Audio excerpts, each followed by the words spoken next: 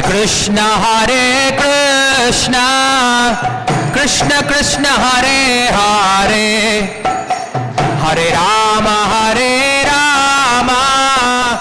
Rama Rama Hare Hare.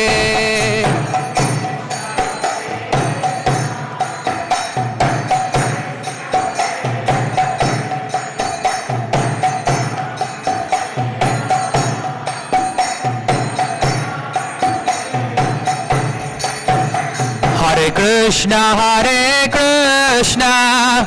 Krishna Krishna Hare Hare Hare Rama Rama Rama Hare Hare.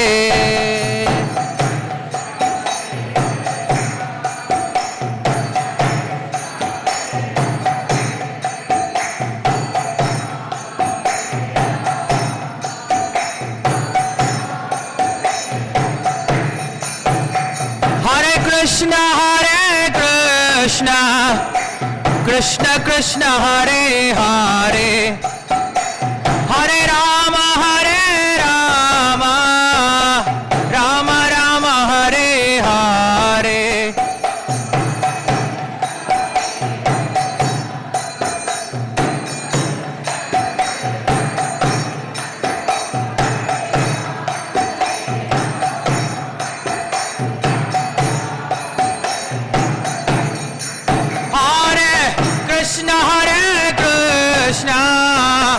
Krishna Krishna Hare Hare Hare Rama Rama Rama Hare Hare.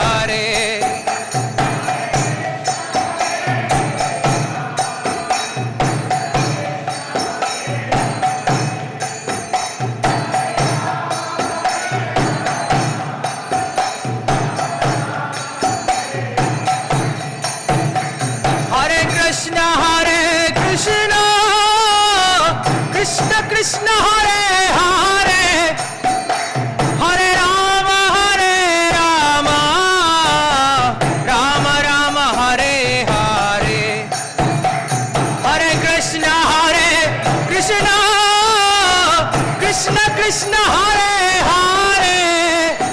Krishna Hare Hare Hare Rama Hare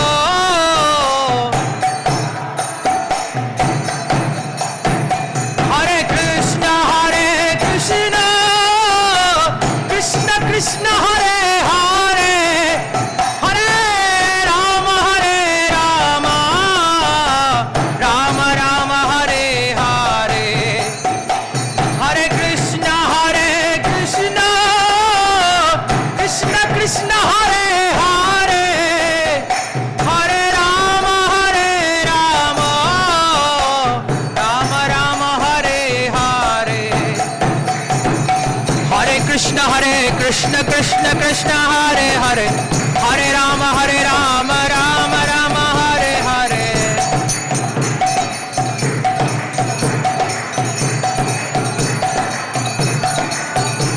Hare Krishna Krishna Krishna Hare Hare Hare Rama Rama Rama Hare Hare.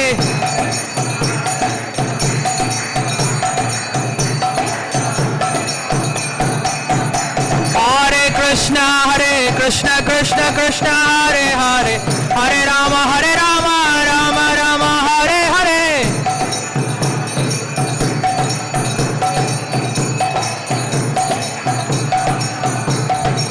Hare Krishna Krishna Krishna Hare Hare Hare Rama Rama Hare Hare. Krishna Krishna Hare Hare Hare Rama Rama Rama Hare Hare. Hare Krishna Krishna Hare Hare Hare Ram Ram Hare Hare.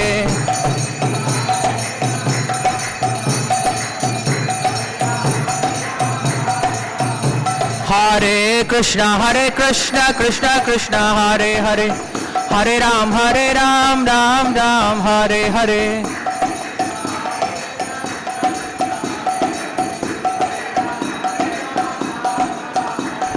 Hare Krishna Krishna Hare Hare Hare Ram Rama Hare Hare.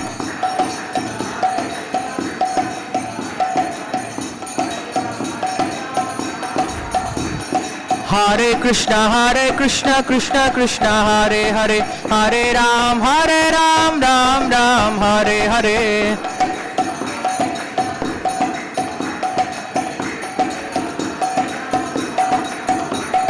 Hare Krishna Krishna Krishna Hare Hare, Hare Ram Ram Ram Hare Hare.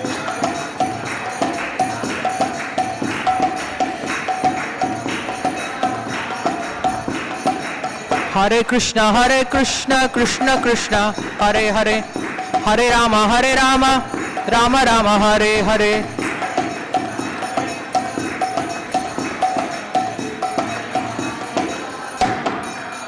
Hare Krishna Krishna Krishna Hare Hare, Hare Ram Rama Rama Hare Hare.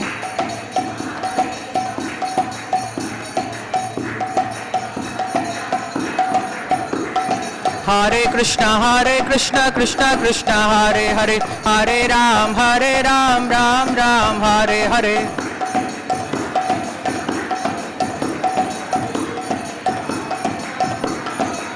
Hare Krishna Krishna Krishna Hare Hare, Hare Ram Ram Ram Hare Hare.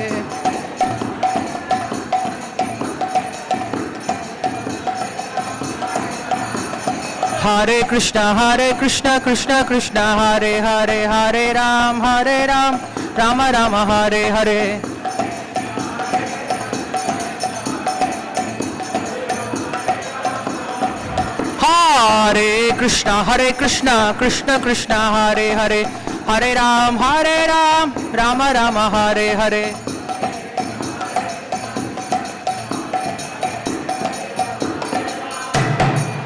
Hare Krishna Krishna Krishna Hare Hare, Hare Rama Rama Rama Hare Hare.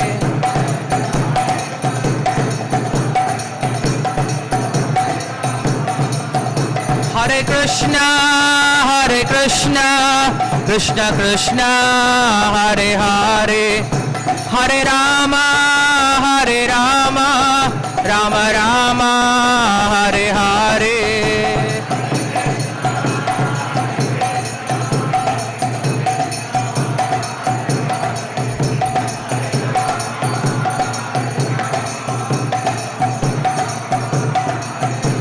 Hare Krishna Krishna Krishna Hare Hare, Hare Rama Rama Rama Hare Hare.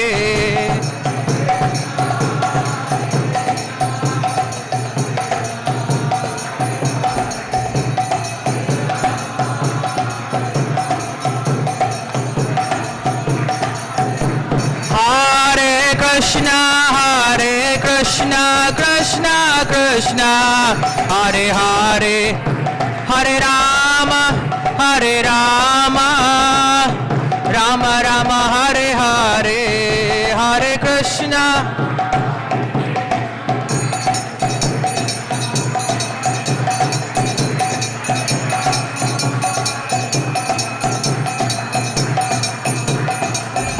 Hare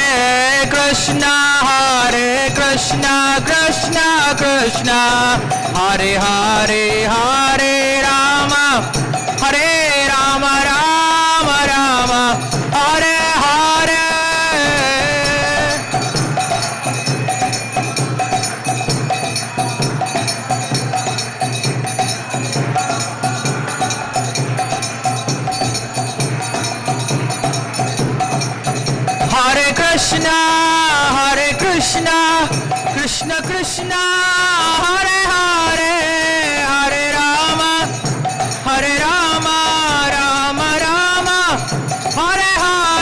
Rama Hare Hare. Hare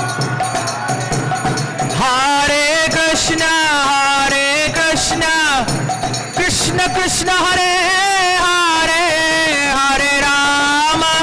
Hare Rama Rama Rama Hare Hare.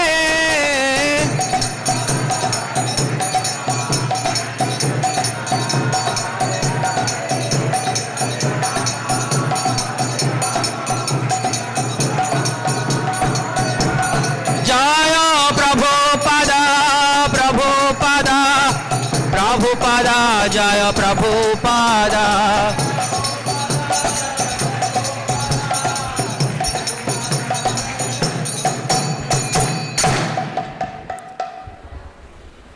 Hare Krishna, there is a small announcement. As you can see,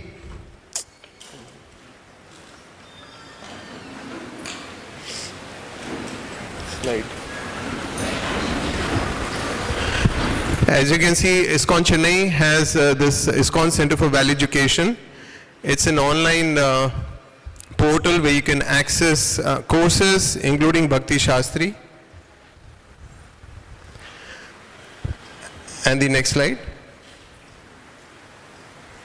So the Shravana Utsav, the program that we are attending, for each session, right from Saturday when the Shravana Utsav started, so we have we have worked out quizzes based on each session, like Vrajriti Chintamani, Bhishma Stuti, Gopi Geet, including Prabhu's sessions. Are you sure your bhakti is pure?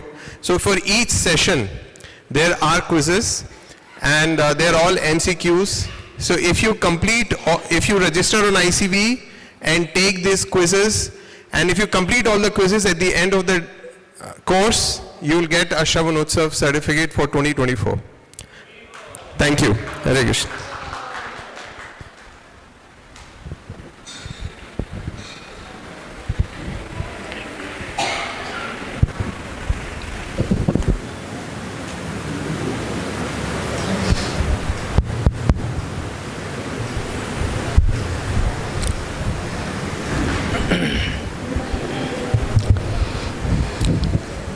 नमो विष्णुपदाय कृष्णप्रेष्ठाय भूतले श्रीमते भक्ति वेदांत स्वामिनिति नामिने नमस्ते सारस्वती देवे गौरवाणी प्रचारिणे निर्विशेष शून्यवादी पाश्चात्य देशतारिणे जय श्री कृष्ण चैतन्य प्रभु नित्यानंद श्री अद्वैत गदाधर शिवासादि गौर भक्तवृंद हरे Krishna Krishna Krishna Hare Hare Hare Ram Ram Ram Hare Hare.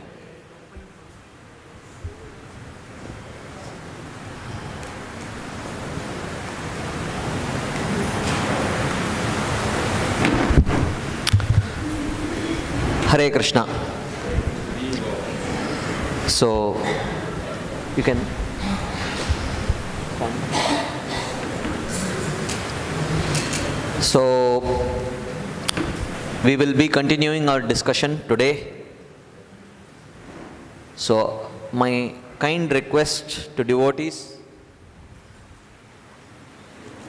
if you are willing to participate, please come to the front. The mic will not come beyond the first few rows. We still have empty chairs, so we will not spend time walking down the aisle and reaching you out. So please come to the front if you would like to participate. If you would like to just be an audience, no problem. But this is going to be a conversation and not a monologue. More so in the next couple of days. In the first 2 days, actually I did do a lot of talking.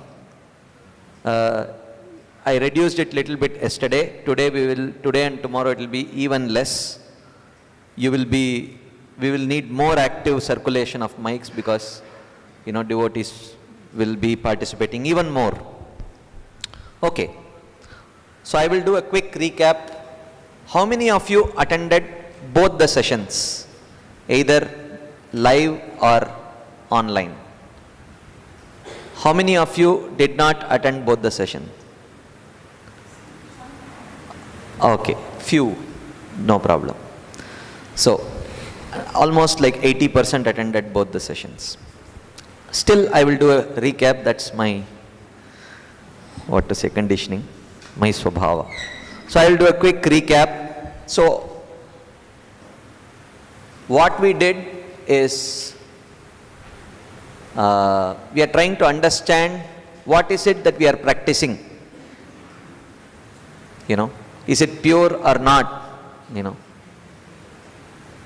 Because it's essential that after the first 2 sessions of Vrajariti Chintamani and Gopi Geet, our head is on the clouds, you know. So our feet is on the ground session, you know, so that our feet is also grounded nicely. So as Ramakrishna Prabhu was telling yesterday. So prayojan, yes, definitely we need to know our prayojan. Otherwise, where will we get our inspiration from? But having said that, the means to attain that prayojan should also be very clear, so that we don't have unrealistic expectations from our own practice. So unrealistic not in the sense of what we would achieve, but unrealistic in the sense of when we would achieve and how we would achieve. That should also be clear. Otherwise we become sahajiyas. You know, it's just a thick line which looks very thin because of optical illusion. Right? So therefore it's important that we understand our own practice very clearly, so that we understand realistically when we can reach, you know, the ability to see Vrindavan as Srila Vishwanath Chakravarti Thakur is describing in Vrajariti Chintamani, or as, you know, or develop those aspirations which the gopis are expressing in their Gopi Geet. So it's important that we have very clear understanding of where we are and what we need to do to reach our prayojan. Hare Krishna. இங்கே நம்ம என்ன பார்த்துட்டு இருக்கோம் அப்படின்னா, நம்முடைய பக்தி தூய்மையானதா இல்லையா அப்படின்ற விஷயத்தை தான் பார்த்துட்டு இருக்கோம். அதில் நம்ம இப்போ காலையில் 2 வகுப்பு கேட்டிருக்கோம். ஒன்று மகாராஜுடைய பிரதர் இத்தி சிந்தாமணி அப்படின்ற விஷயத்தையும், அதுக்கப்புறம் கோபி கீதம் கேட்டோம். ஸோ நம்முடைய தலைகள்லாம் இப்போ ஆகாசத்தில் இருக்குது, ஆனால் கால் தரையில் இருக்கணும். ஏன்னா காரணம் என்ன அப்படின்னா, நம்முடைய பிரயோஜனம் நம்மளுக்கு நல்லா தெரியுது. அந்த பிரயோஜனத்தை அடைவதற்கான வழிமுறையை நம்மளுக்கு சரியாக தெரியணும். வழிமுறை சரியாக தெரியணும் அப்படின்னா நம்மளால் அடைய முடியுமா முடியாதா அப்படின்ற சந்தேகம் கிடையாது. அதை நம்ம எப்போ அடைய போகிறோம், எப்படி அடைய போகிறோம் அப்படிங்கிற வழிமுறை தெரியணும். நாம் இப்போ எப்படிப்பட்ட சூழ்நிலை இருக்கிறோம் அப்படின்னு தெரிஞ்சுக்கணும். அதற்காக தான் இந்த வகுப்பு அப்படிங்க சொல்லப்படுது. ஏன்னா வழிமுறை தெரிஞ்சிருந்தாலும் அதை அடைவதற்கான வழிமுறை, நம்மளோட பிரயோஜனம் தெரிஞ்சாலும் வழிமுறை தெரியல அப்படின்னா அதை அடைவதில் நமக்கு தோய்வு ஏற்படும். அதனால அந்த விஷயத்தை நம்ம இங்கே பார்த்துட்டு இருக்கோம். So we started. I'll quickly run over what we have seen in the first 2 sessions. First session I'll do a very quick overview. Second session maybe little elaborate overview. So in the first session was essentially because we are trying to understand whether our practice of bhakti is pure or not. We took the very systematic and most complete definition of pure devotional service, which is anyabhilashita shunyam jnana karmadi anavritam anukulyena krishna anushilanam bhaktir uttama. So we saw this definition and we saw the various aspects of uttama bhakti, you know, anukulyena krishna anushilanam anyabhilashita shunyam jnana karmadi anavritam etc. in detail. And after seeing the definition in detail, we took an opinion poll. So how many of you think that your practice is according to this definition? So practically none of you raised your hands. Then we tried to understand why. What of these 4 characteristics, what characteristic are you struggling to practice, because of which you feel your practice of bhakti is impure? Most devotees shared that it is anu. There is no continuity in our practice, because one of the meanings of the word anu is continuous. One should have continuous engagement of our senses, you know, of our mind, body and words in the service of Krishna. There is no continuity, many devotees felt. And the second most important aspect was other desires are there. Our practice is definitely not anyabhilashita shunyam. There is definitely anyabhilasha there. So therefore we think our practice is not pure. So yeah. நம்ம இதில் உத்தா பக்தி அப்படின்னா என்ன அப்படிங்கிறதுக்கான வரையறையை பார்த்தோம். அதில் வரையறையில் 4 விஷயங்களை பார்த்துருந்தோம். அந்யாபிலாஷித சூன்யம், கியான கர்மாதி அனாவிருத்தம், ஆணுகூல்யன, கிருஷ்ணானுசரணம் அப்படின்னு 4 விஷயத்தில் பார்க்கும் பொழுது இந்த 4ஐ அடிப்படையாக கொண்டு யாருடைய பக்தி இந்த 4ஐ அடிப்படையாக கொண்டு தூய்மையாக இருக்குன்னு கேட்கும் பொழுது யாரும் கை தூக்கல. அதில் என்ன பிரச்சனை அப்படின்னு கேட்கும்போது அணு அப்படின்றது தொடர்ந்து செய்ய முடியல, 2வது அபிலாஷை இருக்கு அப்படின்ற 2 விதமான நம்ம குறைபாடுகளை சொல்லியிருந்தோம். So then we said, okay, so if your bhakti is not pure, if you are not practicing Shuddha Bhakti, then are you practicing Mishra Bhakti, mixed devotional service? So then we said, okay, we will evaluate it provided we know the proper definitions of mixed devotional service. So we saw the definition of mixed devotional service.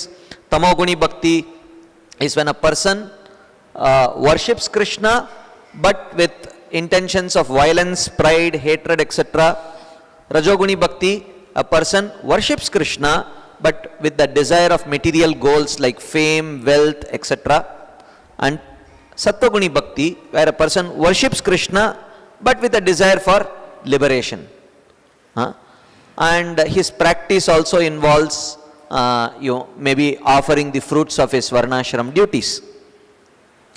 So after discussing these definitions, we again took an opinion poll.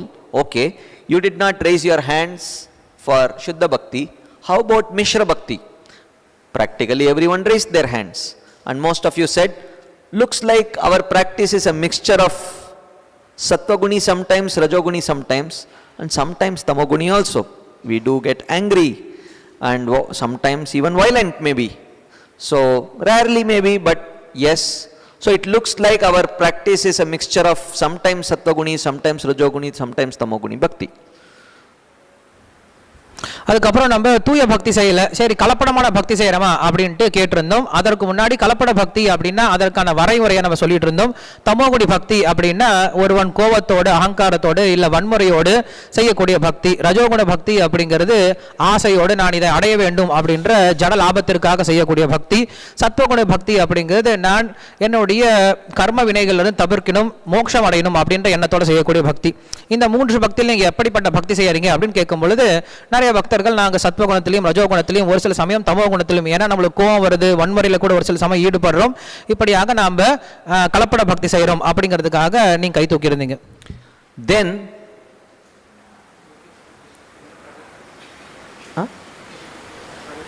no, it's fine. And then we discussed a third option. We discussed a third option, the definition of Vaidhi Sadhana Bhakti. Okay, which Srila Rupa Goswami in describing Vaidhi Sadhana Bhakti quotes this verse, famous verse from the 11th canto of Srimad Bhagavatam, Jata Shraddho Mat Katasu verse, where we saw he described the classic symptoms of a Vaidhi Sadhaka. He has awakened faith in Bhakti, he has faith in Bhakti, and he is fairly disgusted with all material activities, and this includes karma, jnana, yoga, etc. He doesn't have much faith. Veda dukkhatmakam kaman, he knows that sense gratification eventually leads to suffering, but parityage api anishwarah, he is not always able to say no to sense gratification. Jushamanascha tan kaman dukkho darkamscha garhayan, and whenever he succumbs to such sense gratification, he feels guilty and he regrets. So these are the symptoms of a Vaidhi Sadhaka. And when we described this definition, and then we took a third poll and asked devotees, we have seen now 3 definitions: definition of Uttama Bhakti, definition of Mishra Bhakti, and definition of Vaidhi Sadhana Bhakti. Of the 3, which definition best fits your practice? Right? And most of you, practically everyone raised your hands for Vaidhi Sadhana Bhakti. அதன் பிறகு மூன்றாவது வரையறையாக why this சாதன பக்தி அப்படிங்கிறதுக்கான நம்ம ஸ்ரீமத் பாகவத்திலிருந்து பிரபலமான இந்த ஸ்லோகத்தை சொல்லியிருந்தோம். இதில் வைதி சாதன பக்தன் 5 விஷயங்களை புரிஞ்சுக்கிறான். ஒன்று, அவனுக்கு பக்தி விஷயத்தில் முழுமையாக நம்பிக்கை இருக்கு. அப்படின்னா என்ன அர்த்தம்? கர்ம ஞான யோகத்தில் அவனுக்கு முழுமையாக அவ்வளவு நம்பிக்கை கிடையாது, பக்தி விஷயத்தில் நம்பிக்கை இருக்கு. ரெண்டாவது என்ன அப்படின்னா, அவனுக்கு இந்த ஜட விஷயங்கள் மேல வெறுப்பும் இருக்கு. அதே சமயத்தில் இந்த ஜட விஷயங்களுடைய இன்பம் அப்படிங்கிறது ஒருவனுக்கு துன்பத்தை தரும் அப்படின்னு தெரிஞ்சு இருந்தும் அவனால் இந்த ஜட இன்பங்கள்லேருந்து வெளியே வர முடியல. அப்படி அவன் ஜட இன்பங்களை அனுபவிக்கும் பொழுது அவன் மனசால வருத்தப்படுறான். இப்படிப்பட்டவன் வைதி சாதன பக்தன் அப்படின்னு சொன்னோம். சொல்லி முடிச்சுட்டு இந்த 3ல் உங்களுக்கு ஏற்ற பக்தி என்ன அப்படின்னு கேட்கும் பொழுது 1, 2, 3 கேட்கும்போது பொதுவாக எல்லாருமே இந்த 3க்கு தான் கை தூக்கணும். So then, but we saw, but you all raised your hands for mixed devotional service also. So then, is Vaidhi sadhana mixed devotional service? This question arose. So then we went into the meaning of mixed devotional service. In the commentary we saw, it is mentioned that a mixed devotee has, for example, a tamoguni bhakti has violence, pride, hatred, etc. as the goal of his practice. He wants to worship Krishna, and in return for his worship he wants to cause violence to others. And similarly, the Rajoguni Bhakta, he wants to worship Krishna, and in response to his practice he wants material wealth, material fame, etc. in return. So he is actively praying for it. So, but a Vaidhi sadhaka may have such desires, but he may feel guilty about it. So that is the difference between mixed devotee and Vaidhi sadhaka. A mixed devotee is actively praying for the fulfillment of those desires, whereas a Vaidhi sadhaka, even though may sometimes succumb to those desires, he is embarrassed by those desires and he is hoping that Krishna will take away those desires. அப்போ why this சாதக பக்திக்கும் நம்ம கை உயர்த்தணும், அதே போல் கலப்படமான பக்தியும் கை உயர்த்தணும். அப்போ why this சாதக பக்தி அப்படிங்கிறது கலப்பட பக்தியா அப்படின்ற விஷயத்தை தெரிஞ்சுக்கிறதுக்கு நம்ம என்ன பண்ணோம்னா வைதி சாதன பக்தியினுடைய உள்ளர்த்தத்தை தேட ஆரம்பித்தோம். ஸோ கலப்பட பக்தியினோட உள் அர்த்தத்தை தேட ஆரம்பித்தோம். ஸோ இந்த கலப்பட பக்தியில் தமோகுணத்தில் பக்தி செய்கிறவன் என்ன பண்ணுறான் அப்படின்னா வன்முறையை குறிக்கோளாக கொண்டு கடவுளை வழிபடுறான். ரஜோகுணத்தில் இருக்கவங்க ஜட லாபத்தை அடைவதை குறிக்கோளாக கொண்டு வழிபடுறாங்க. சத்வகுணத்தில் இருக்கவங்க மோட்சத்தை அடையணும் அப்படின்ற குறிக்கோளோட பகவானை வழிபடுறாங்க, துன்பத்திலிருந்து விடுபடணும் அப்படின்ற குறிக்கோளோட வழிபடுறாங்க. ஆனா ஒரு சாதக பக்தன், ஒரு வைதி சாதக பக்தன் இதை குறிக்கோளாக கொள்றது கிடையாது. அவனுக்கு இதயத்தில் ஆசை இருந்தாலும் அந்த ஆசை விலகணும் அப்படின்னு யோசிக்கிறானே தவிர, இல்ல அந்த ஆசை ஒரு சில சமயம் எழும் பொழுது அந்த ஆசையினால வெட்கப்படுறானே தவிர அந்த ஆசையை நாம் வளர்த்துக்கிறது கிடையாது, அந்த ஆசைக்காக பகவானை வழிபடுறதும் கிடையாது அப்படின்ற விளக்கத்தை பார்த்தோம். So then the next point is, okay, so is Vaidhi sadhana bhakti then pure, uttama? Because obviously not, because there is no anu, there is no anyabhilashita shunyam. So, but interestingly, as we saw, when Srila Rupa Goswami mentions this verse anyabhilashita shunyam, Srila Jiva Goswami calls this as the Paribhasha Sutra of Bhakti Rasamrita Sindhu, which means subsequently in Bhakti Rasamrita Sindhu, every definition which talks about any type of bhakti, there the word bhakti means uttama bhakti. So the next definition that he talks is the definition of sadhana bhakti. After that he defines Vaidhi sadhana bhakti. Then he defines Raganuga sadhana bhakti. Then he defines Bhava Bhakti, then he defines Prema Bhakti. Then in the later sections he defines, this Bhakti, Prema Bhakti at the, in Madhurya Rasa, Vatsalya Rasa and all these rasas. But essentially every subsequent definition of Bhakti which comes in Bhakti Rasamrita Sindhu, it is Uttama Bhakti. For example, Sadhana Bhakti. Sadhana Bhakti, he says, what is sadhana bhakti? Engaging your mind and senses in the activities of Krishna consciousness with a desire of attaining the stage of bhava. And what is Vaidhi sadhana bhakti? When such an engagement of mind and senses to attain bhava is inspired by Guru, Sadhu and Shastra, that is called as Vaidhi Sadhana Bhakti, which is what we are practicing. And he says, it is Vaidhi Sadhana Uttama Bhakti.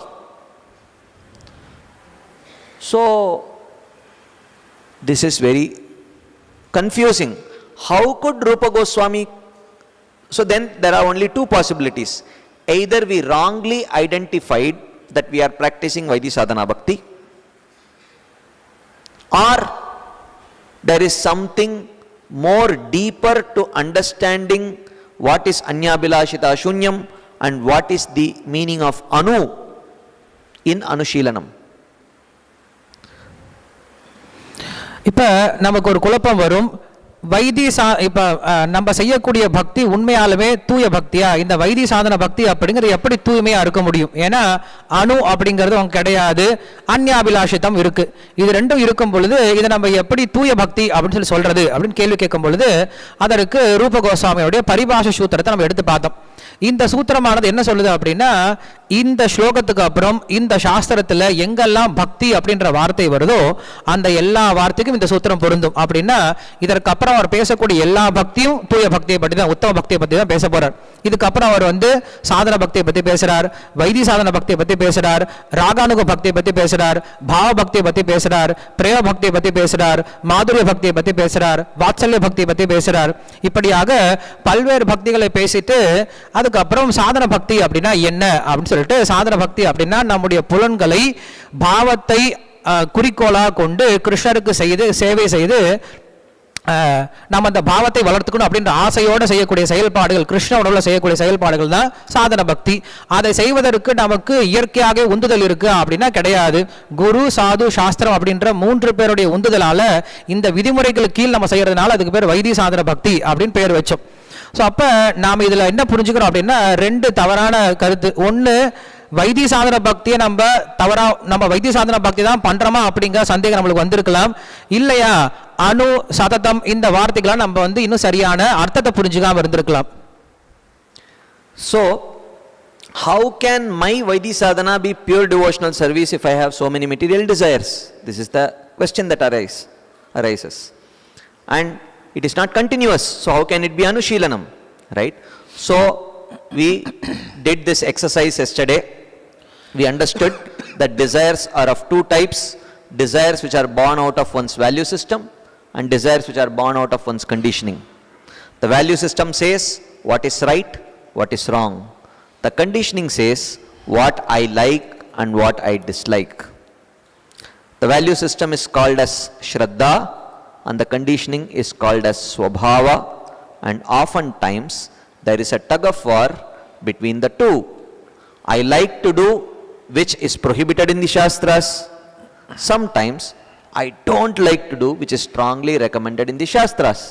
So this is a classic tug of war a sadhaka faces. So the desires which are born out of one's value system or Shraddha is called as Abhilasha, and the desires which are born out of one's conditioning are called as Anartha. So we saw some examples of Anarthas and Abhilashas. Okay, so basically Srila Rupa Goswami says Bhakti is Anya Abhilashita Shunyam. He does not say that it is Anya Anartha Shunyam. So we did this exercise when I asked you to close your eyes and segregate the 2 kinds of desires, Abhilashas and Anarthas, and put it in the respective bins, and then you handed over the Anartha bin and kept your Abhilasha bin. And then when we again asked you, now tell me, is your Bhakti Anyabhilashita Shunyam? Everyone raised your hands. So what was the mistake before? Before we understood Abhilashas and Anarthas to be Abhilashas. Abhilasha means most cherished goal. Anartha means obstacles to attainment of that goal. Both kinds of desires can coexist in a sadhaka's heart. Okay. Abhilasha exists because of coming in touch with Guru Sadhu Shastra. Anarthas exist because of our mere existence in this material world since time immemorial. Right? So, now that Guru Krishna Prasade Pai Bhaktilata Bij, now that you have received the seed of devotion and your goal is clear, but the baggage cannot be shed immediately. The baggage that we have accumulated cannot be shed immediately. It will take its own time. So therefore, Srila Rupa Goswami says, it is Anya Abhilashita Shunyam. It is not Anya Anartha Shunyam. So, an Uttama Bhakta can have Anarthas, but he cannot have any other Abhilashas. That is why Anartha Nivritti is a stage, is the fourth stage of Uttama Bhakti only. When Srila Rupa Goswami says that Uttama Bhakti is of 9 stages. Adau Shraddha, Tata Sadhu Sangha, Ata Bhajana Kriya, Anartha Nivritti Syat, Nishta, Ruchi, Asakti, Bhava, Prema. When he says these 9 stages, Anartha Nivritti is one of the stage of Uttama Bhakti only. So which means, while one's heart is filled with anarthas, one can be a Uttama Bhakta. He cannot be an Uttama Adhikari. He is a Kanishta Adhikari Uttama Bhakta. There is a difference between Uttama Bhakti and Adhikaras. Uttama Bhakti indicates the quality of Bhakti. And the Adhikar indicates how much one has progressed on that path. Okay. So, like for example, you may have, you can say, full fat milk, okay, half toned milk and fully toned milk. I don't know, is it called fully toned milk? Yeah. Huh? Skimmed milk, you can say. They have skimmed the very life of milk. Okay. So, now that you are trying to make ice cream out of the 3. Okay. So now fully fat milk may be lukewarm. It may be cold. And it may be fully formed ice cream. So that full fat milk which is lukewarm is Kanishta Adhikari. That which is cold is Madhyama Adhikari. That which is ice cream is Uttama Adhikari. But the raw material is pure. It is not skimmed. Right? So the raw material is Uttama. But the end product is not yet Uttama. It is Kanishta, Madhyama, Uttama. So there is difference between Uttama Bhakti and Uttama Adhikar. Right? But mixed devotional services, you can say half skimmed, fully skimmed milk, you know, that also you may, in that also you may have Kanishta Adhikari, Madhyama Adhikari, Uttama Adhikari also. You know, one who is a practitioner and one who is a perfected person. Okay. So here we are talking about Uttama Bhakti. We are not talking about an Uttama Adhikari practicing Uttama Bhakti. Right? Uttama Adhikari is Bhava Bhakta and Prema Bhakta. We are not talking about that. Sadhakas may be a Kanishta Adhikari only. But Kanishta Adhikari with full fat milk. You know, his seed is pure. Okay. Even though it might not have sprouted and grown into a full-fledged tree giving all kinds of fruits and flowers. But the seed may be pure. It is not genetically modified with Karma Jnana Yoga. Okay. It is not GM seed, genetically modified. It is GM seed, Guru Maharaj seed. You know, one which has been received from proper Guru. Okay. So there is a difference between the two. So here we are talking about Uttama Bhakti. One may be a Kanishta Adhikari Uttama Bhakta. One may be an Uttama Adhikari Uttama Bhakta. But the practice is Uttama. The Adhikari may be at different levels of that practice of Uttama Bhakti. That is the point. அந்யாபிலாஷிதா அப்படின்ற முதல் வார்த்தை எடுத்து பேச ஆரம்பிச்சோம். இங்க அபிலாஷை ஆசை அப்படின்னு சொல்லி கேட்கும் பொழுது நாம் தவறா புரிஞ்சுக்கிறோம். ஆசைக்கும் அனர்த்தங்களுக்கும் தவறா புரிஞ்சுக்கிறோம். ஏன்னா ஆசை அப்படிங்கிறது ரெண்டு விதமா நம்மளுக்கு தோன்றும். ஆசை அப்படிங்கிறது நம்முடைய பக்தி சாஸ்திரத்திலிருந்து இழக்கூடிய சரி தவறு அப்படிங்கிறது. அதே போல நம்முடைய இலக்குன்னு சொல்லலாம். இலக்கு அபிலாஷா இஸ் இலக்கு. இலக்கு ஓகே. இலக்கு அனர்த்தம் லைக் தட். நம்முடைய இலக்கு அனர்த்தங்கள். இலக்கு அப்படிங்கிறது நம்முடைய நம்பிக்கையிலிருந்து பக்தி சாஸ்திரங்கள்ல, அதாவது நம்ம சாது சங்கத்திலிருந்து தோன்றக்கூடிய இலக்கு அப்படிங்கிறது வேற. அதே போல நம்முடைய கட்டுண்ட நிலையிலிருந்து வரக்கூடிய அனர்த்தங்கள் அப்படிங்கிறது வேற. ஸோ இதை நம்ம ஒரு பயிற்சியாக செஞ்சுருந்தோம். இதில் உங்களை ரெண்டாக பிரிக்க சொல்லியிருந்தோம். உங்களுடைய இலக்கு அதே போல் உங்களுடைய அனர்த்தங்கள் இது ரெண்டையும் பிரித்து வைங்கன்னு சொல்லும்போது அதுக்கப்புறம் நம்ம கேட்டோம், இப்போ நீங்கள் செய்யக்கூடியது அந்யாபிலாஷிதா அப்படின்னு கேட்கும்போது நிறைய பேர் கை தூக்கவே இல்லை. எல்லாருமே கை தூக்கவே இல்லை. காரணம் என்ன அப்படின்னா, நம்ம என்ன பண்ணிட்டோம், அபிலாஷையும் அனர்த்தங்களையும் தவறாக புரிஞ்சுக்கிட்டதுனால தான் இப்படிப்பட்ட தவறான ஒரு புரிதலுக்கு வந்திருக்கும். ஐயோ ஹி லெஃப்ட். சரி. ஸோ அப்போ இங்கே என்ன புரிஞ்சுக்கிறோம் அப்படின்னா, ஒரு சாதன பக்தன் இங்கே நம்ம சாதன பக்தன் அப்படின்னு பேசும்பொழுது சாதன பக்தனை பற்றி பேசுகிறமே தவிர உத்தம பக்தனை பற்றி பேசலை. இங்கே நான் பேசுறது உத்தம பக்தியை பற்றி பேசிகிட்டு இருக்கோம், உத்தம அதிகாரியை பற்றி பேசலை. உத்தம அதிகாரி பண்ணக்கூடிய உத்தம பக்தியை பற்றி பேசலை, சாதன பக்தன் பண்ணக்கூடிய உத்தம பக்தியை பற்றி பேசிகிட்டு இருக்கோம். ஸோ இதுக்கு உதாரணம் சொல்லும் பொழுது பால் அப்படின்னு இருக்குன்னா, அந்த பாலில் முழுமையாக கொழுப்பு நீக்கப்பட்ட பால், பாதி கொழுப்பு நீக்கப்பட்ட பால், முழுமையாக கொழுப்பு நீக்கப்பட்ட பால் அப்படின்னு இருக்கலாம். ஸோ அதில் முழுமையாக கொழுப்பு நீக்கப்படாத பால் அப்படின்னு ஒன்று இருக்கு.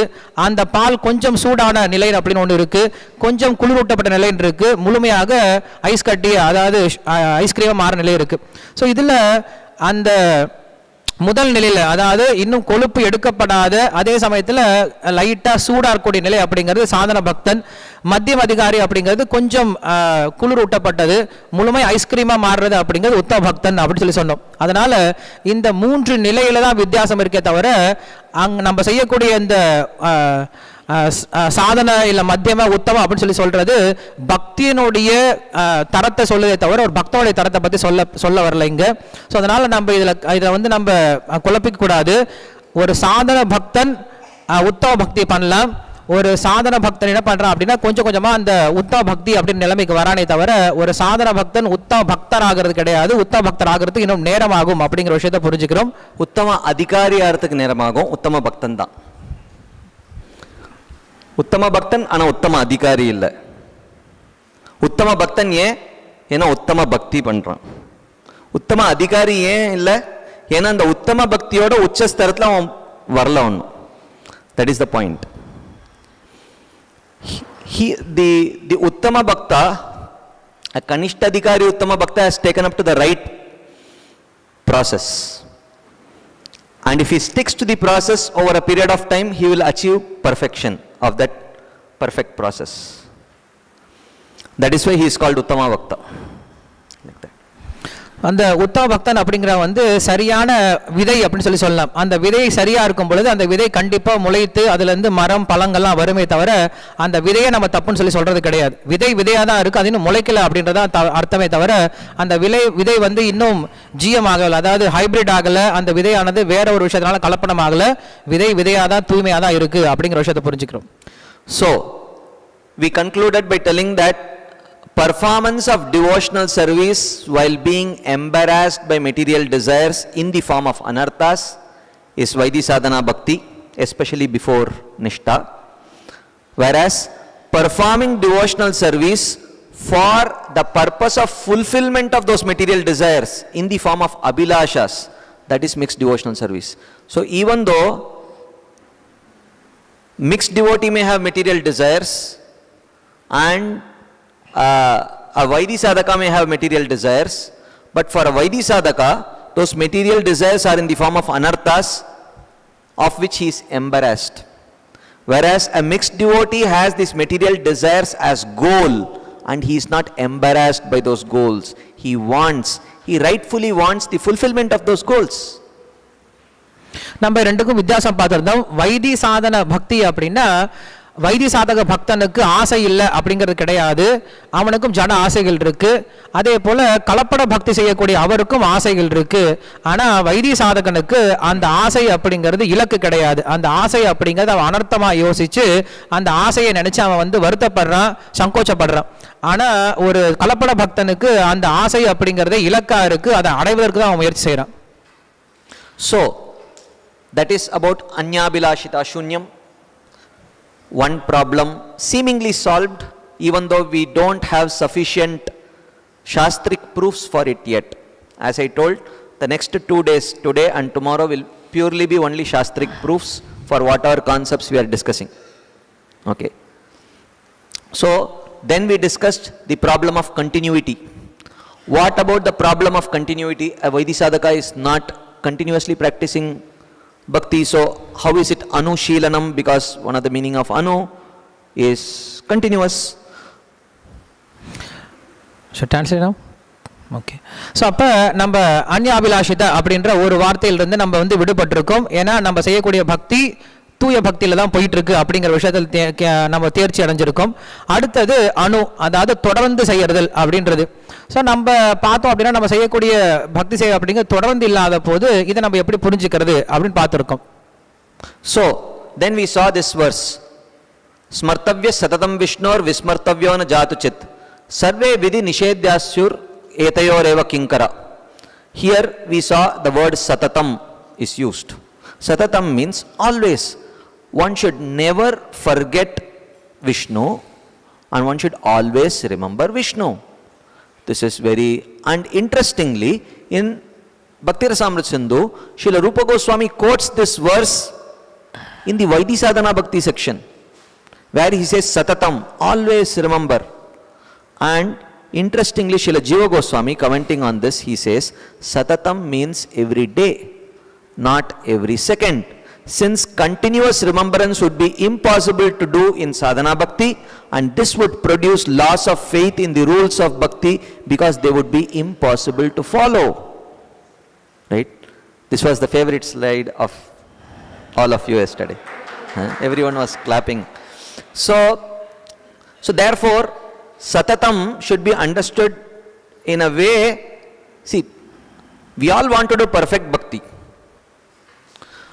But we don't have to, in an extrapolatedly perfect way, define the sadhana stage of pure bhakti also, in such a way that it actually creates deep discouragement for sadhakas, in an unrealistic way.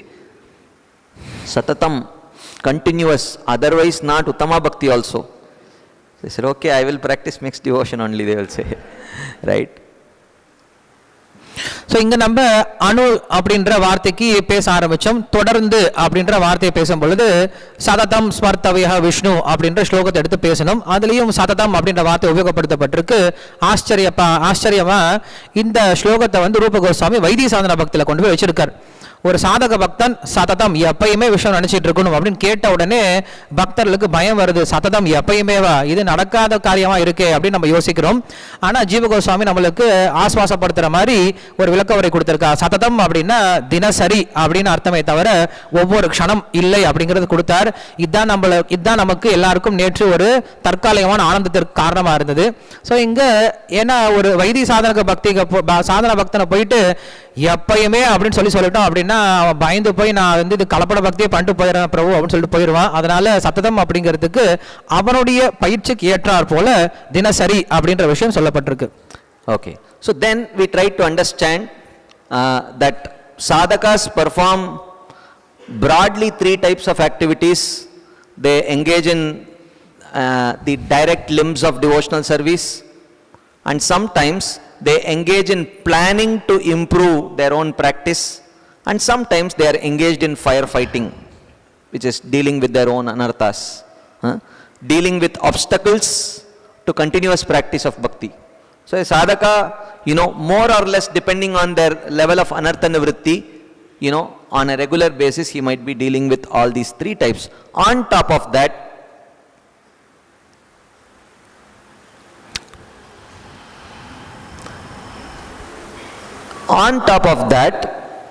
there are other kinds of activities. One is first Bhakti Poshaka Karma, that which nourishes our Bhakti, Shravanam, Kirtanam, etc. that we are engaged. Loka Sangraha Karma. Sometimes we may have to engage in activities that may not necessarily be nourishing to our devotion, but actually for setting the right example for others, like Shraddha and other things we were discussing. Then occupational karma, we have to engage. Sleeping, some of you are probably doing that now also, right? So, and fifth is engagement in activities for bodily maintenance, that is also needed, right? And of course firefighting, dealing with the anarthas. So, in most of these activities, there may not be direct engagement of mind and senses in Krishna's direct service. So, does it mean as long as 2, 3, 4, 5, 6, everything becomes zero, till then, it is actually not Uttama Bhakti? Is that what it means? No, right? இப்போ நம்ம ஒரு சாதகன் வந்து என்ன பண்றான் அப்படின்னு கேட்கும்போது அவன் முழு நேரமா 3 விஷயங்களை பண்றான். ஒன்று பக்தி சார்ந்த பக்தி அங்கங்களை வந்து பயிற்சி பண்ணிட்டு இருக்கான். ரெண்டாவது அந்த பக்தி அங்கங்களை இன்னும் சிறந்த வகையில் எப்படி பண்றது அப்படிங்கிறதுக்கான திட்டம் எடுத்துட்டு இருக்கான். மூன்றாவது நேரடியாக தங்களுடைய அனர்த்தங்களை நீக்குவதற்கு செய்ய வேண்டிய முயற்சி செஞ்சுட்டு இருக்கான். இதற்கும் மேல ஒரு சாதகன் வந்து 6 விஷயங்களை செய்ய வேண்டியதா இருக்கு. ஒன்று பக்தி போஷக கர்ம, பக்திக்கு உகந்த பக்தியை வழிகூட்டக்கூடிய செயல்பாடுகள், பக்தி செயல்பாடுகள் ஈடுபடுறான். ரெண்டாவது என்ன அப்படின்னா லோக சங்கிரகம், மக்களுக்கு உதாரணம் கொடுப்பதற்காக ஸ்ரத்தம் இதை போன்ற விஷயங்கள். ஏன்னா இதை செய்யல அப்படின்னா அது குடும்பத்திலையும் மற்ற சமுதாயத்திலும் பிரச்சனை உண்டாக்கும், பக்திக்கு தளங்களாக கூட அமையலாம். மூன்றாவது நாம் செய்ய வேண்டிய வேலை, தினசரி நாம் செய்ய வேண்டிய நம்முடைய வேலைப்பாடுகள். நான்காவது தூக்கம், இப்ப நிறைய பேர் கூட பண்ணிட்டு இருக்கலாம். ஐந்தாவது நம்முடைய உடலை பாதுகாக்க வேண்டிய ஒரு சில கடமைகள், கண்டிப்பா உடலை பாதுகாப்பதற்கும் உடலை பராமரிப்பதற்கும் செய்ய வேண்டிய வேலைகள். ஆறாவது அப்படிங்கிறது நம்முடைய அனர்த்தங்களோட சண்டை போறது.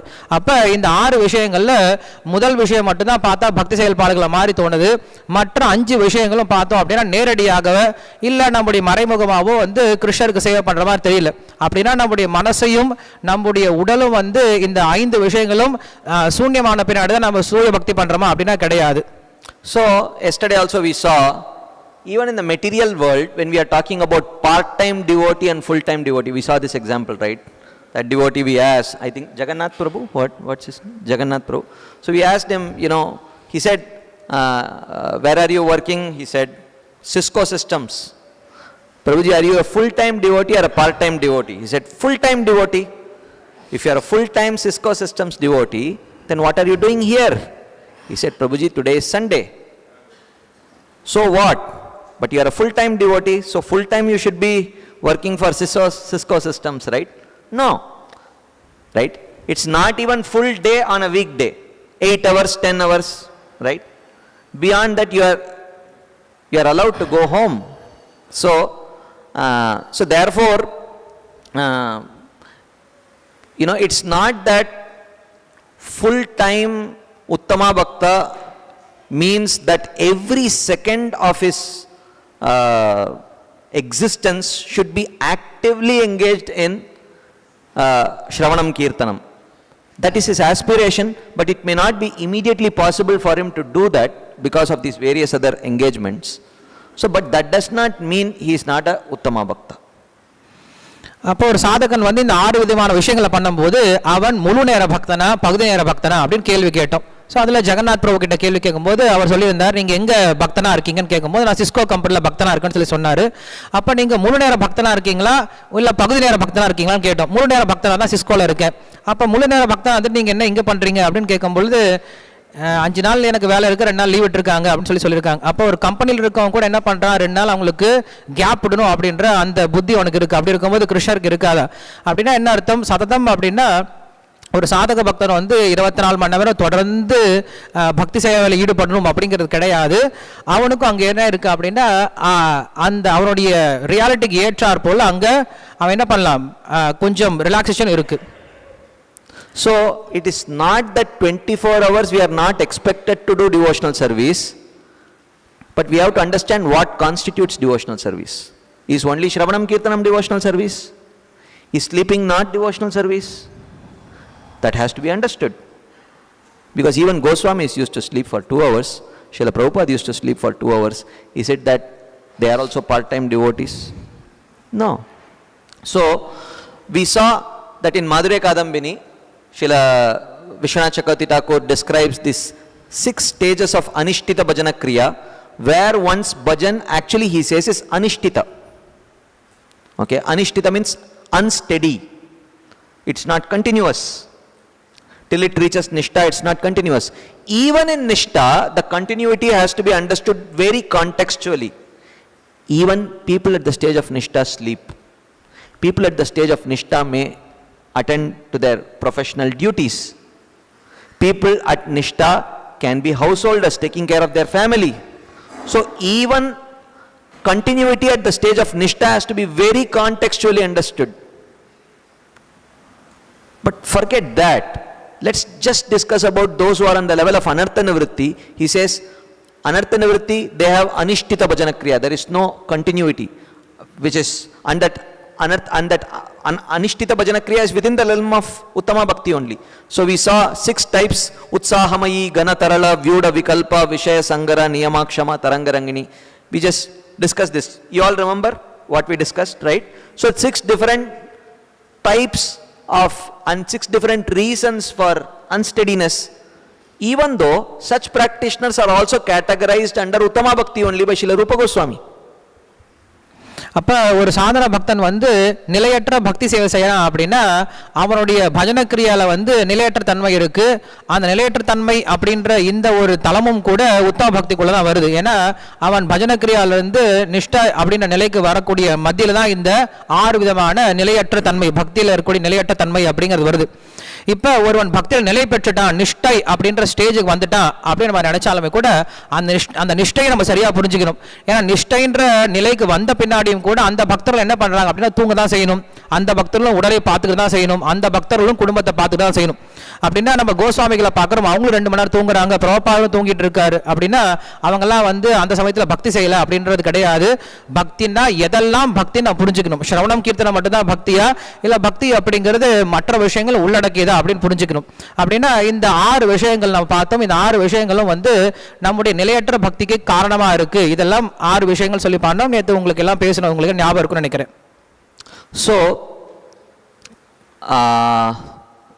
So then we saw that so in all these types of Anishtita Bhajana Kriya, what is steady, because of which Srila Rupa Goswami is calling Uttama Bhakti as Anushilanam, continuous engagement. What is Anu in this so-called unsteady practice of Bhakti or seemingly non-continuous practice of Bhakti? What is Anu? The Shraddha is Anu. My goal. My faith in Bhakti is continuous. Even when a devotee is succumbing to some of his anarthas, it's not that his faith in Bhakti has changed. It's not that his goal has changed. His goal is still Krishna Prema only.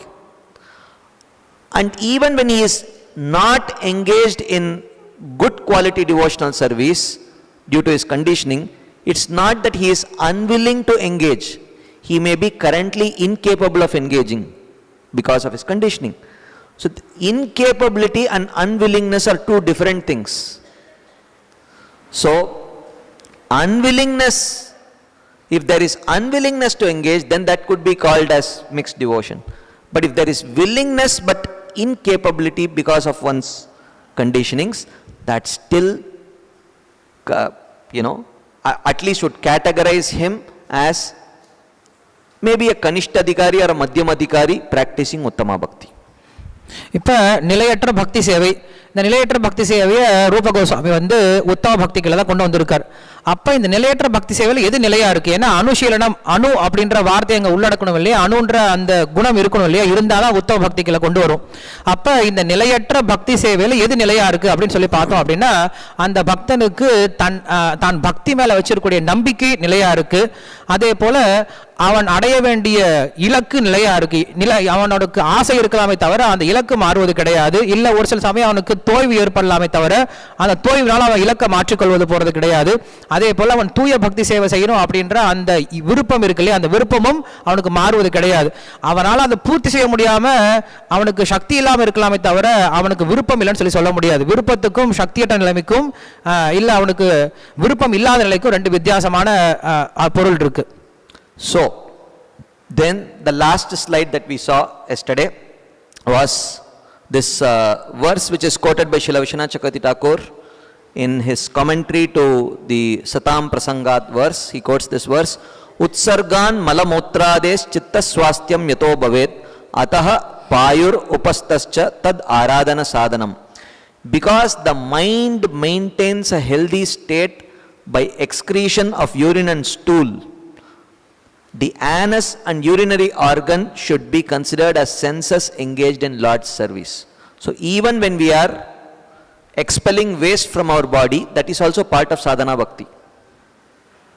Because if that is not properly done, it will, our health, both physical health and mental health will be compromised, then we will not be able to practice sadhana. So the conclusion is that sleeping may not be directly devotion, but if we sleep so that we remain fresh to chant our rounds, to hear Krishna Katha, that sleeping becomes sadhana bhakti. Excretion in itself may not be devotional service, but if that is done so that I can maintain my physical body and my mental health properly so that I can properly practice devotional service, then that also becomes devotional service.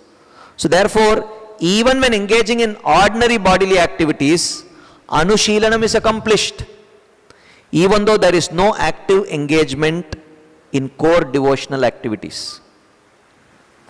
அந்த அனுசீலனம் அப்படின்றதுக்கு இன்னொரு விளக்கம் பார்த்தோம். இதுல விஸ்வநாத் சக்கரவர்த்தி தாக்கூருடைய ஒரு ஸ்லோகத்தை எடுத்து பார்க்கிறோம். அதாவது அவர் கொடுத்த ஸ்லோகம் எந்த ஸ்லோகத்துக்கு அப்படின்னா, நம்ம சதாம் பிரசங்காம் மம வீர சம்ஹித அப்படின்ற அந்த ஸ்லோகத்துக்கு விஸ்வநாத் சக்கரவர்த்தி தாக்கூர் தன்னுடைய வியாக்கியானத்தில் இந்த ஸ்லோகத்தை கொடுக்கிறார். விஷ்ணு ரகசிய அப்படின்ற ஸ்லோகத்தில் என்ன சொல்றாங்க அப்படின்னா, ஒருவனுடைய மன உறுதி அப்படிங்கிறது இல்ல மனத்தினுடைய ஆரோக்கியம் அப்படிங்கிறது எதை பொறுத்து இருக்கு அப்படின்னா, அவனுடைய கழிவுகளை உடல்ல இருந்து அகற்றுவதை பொறுத்து இருக்கு. ஸோ அப்ப ஒருவனுடைய மலஜலங்களை சரியா கழிக்கிறதுனால அவனுடைய மன ஆரோக்கியம் நல்லா இருக்கு அப்படின்னா, அவனுடைய மலஜலம் கழிக்கக்கூடிய புலன்கள் கூட கிருஷ்ண சேவையில் ஈடுபட்டிருக்கு அப்படின்னு புரிஞ்சுக்கணும் அப்படின்னு சொன்னார். காரணம் என்ன அப்படின்னா, இந்த உடல் ஆரோக்கியம் மன ஆரோக்கியம் இல்லைன்னா நம்மளால பக்தி சேவை செய்ய முடியாது. அதனால இது நேரடியாக கிருஷ்ண சேவையில் இல்லைனாலும் மறைமுகமாக இது பக்திக்கு உதவிகரமாக இருக்கு. Okay, so this is where we paused yesterday. So I did go over this overview because when we are going to now discuss the proofs, the proofs would not be relevant if you have not understood the concept, because the proofs are going to substantiate the concept, or we are going to examine if the proofs are substantiating the concepts. Okay, so yesterday after we completed discussing on this theme of Anu, we did not have time for question and answers. So we will take at least some time to discuss on this. We will take question answers on this theme of Anu, understanding continuity in a sadhaka's life. So if there are any quick discussion points, questions that you may have, or you may even share your reflections on the specific theme of Anu. Of course, we will open up little later for more specific, more generic questions also concerning the topic. But for now, because we did not have time for Q&A with respect to the specific theme of Anu, or understanding continuity of devotional service in a sadhaka's life, we will take that. நம்ம இது வரைக்கும் வந்து நேற்று வந்து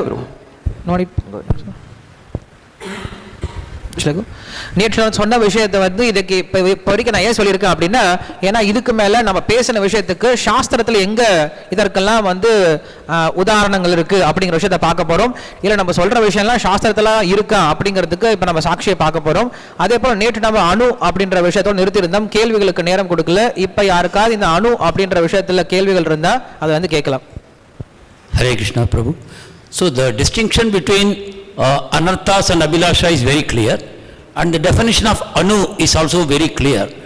But in a practical sense, in my experience, I feel that my anarthas do interfere with the subject matter of anu, because depending on how much time my mind is occupied by the disturbance caused by the anarthas, even though I may not want to deal with them, I want to get rid of them, and still, if anarthas tend to occupy much of my mind's time, then how can I still claim that I am in the anu platform? Even though as concepts they are very clear, they are very distinct, and there is really no overlap between the two, but still the time what I have at my disposal is the same. So these anarthas do interfere with the way I feel myself as engaged fully in the devotion. So I hope I am not denying it at all. That is why we discussed Kanishtadhikari, Madhyamadhikari, Uttamadhikari, practicing Uttama Bhakti. Right? So as and when one moves from Kanishtadhikar to Madhyamadhikar to Uttamadhikar, the influence of the anarthas will go down. But my question to you is that one thing we will follow is that when a question is asked, till the answer is over, the mic shall remain with the devotee, because sometimes I may need clarification from the devotee who has asked the question also. So now I want you to answer, while your mind is getting diverted by those anarthas, would you say that your shraddha, your goal and your willingness are steady, or even they are unsteady? I have difficulty to answer this because when I am... Okay, let me simplify it even more for others. Okay, let's say you are engaged in some activity, you are succumbing to your anartha. Okay, while you are succumbing, it may not be exactly during the time you are succumbing, but around that time, have you lost your faith in bhakti?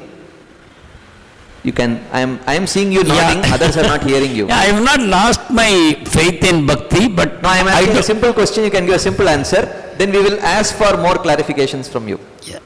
I have not lost my faith in bhakti, yes. Has your goal changed? No. Is your willingness to at least practice better in future, has it changed? No. So you are talking about capability of currently practicing steadily, right?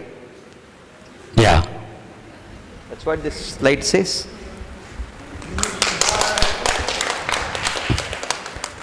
Okay, if it's not as simple as what we have discussed, you can add more. Or you can take time to think about it. Yeah, I think I will take a little time, because I feel that some part of my mind keeps saying that I am taking advantage of anu as daily. No, okay. I clarified this yesterday because Prabhuji was not there. Yesterday I clarified this definition of anu given by Srila Jiva Goswami is not a license for insincerity in the life of a sadhaka. It is just a presentation of reality rather than a recommendation.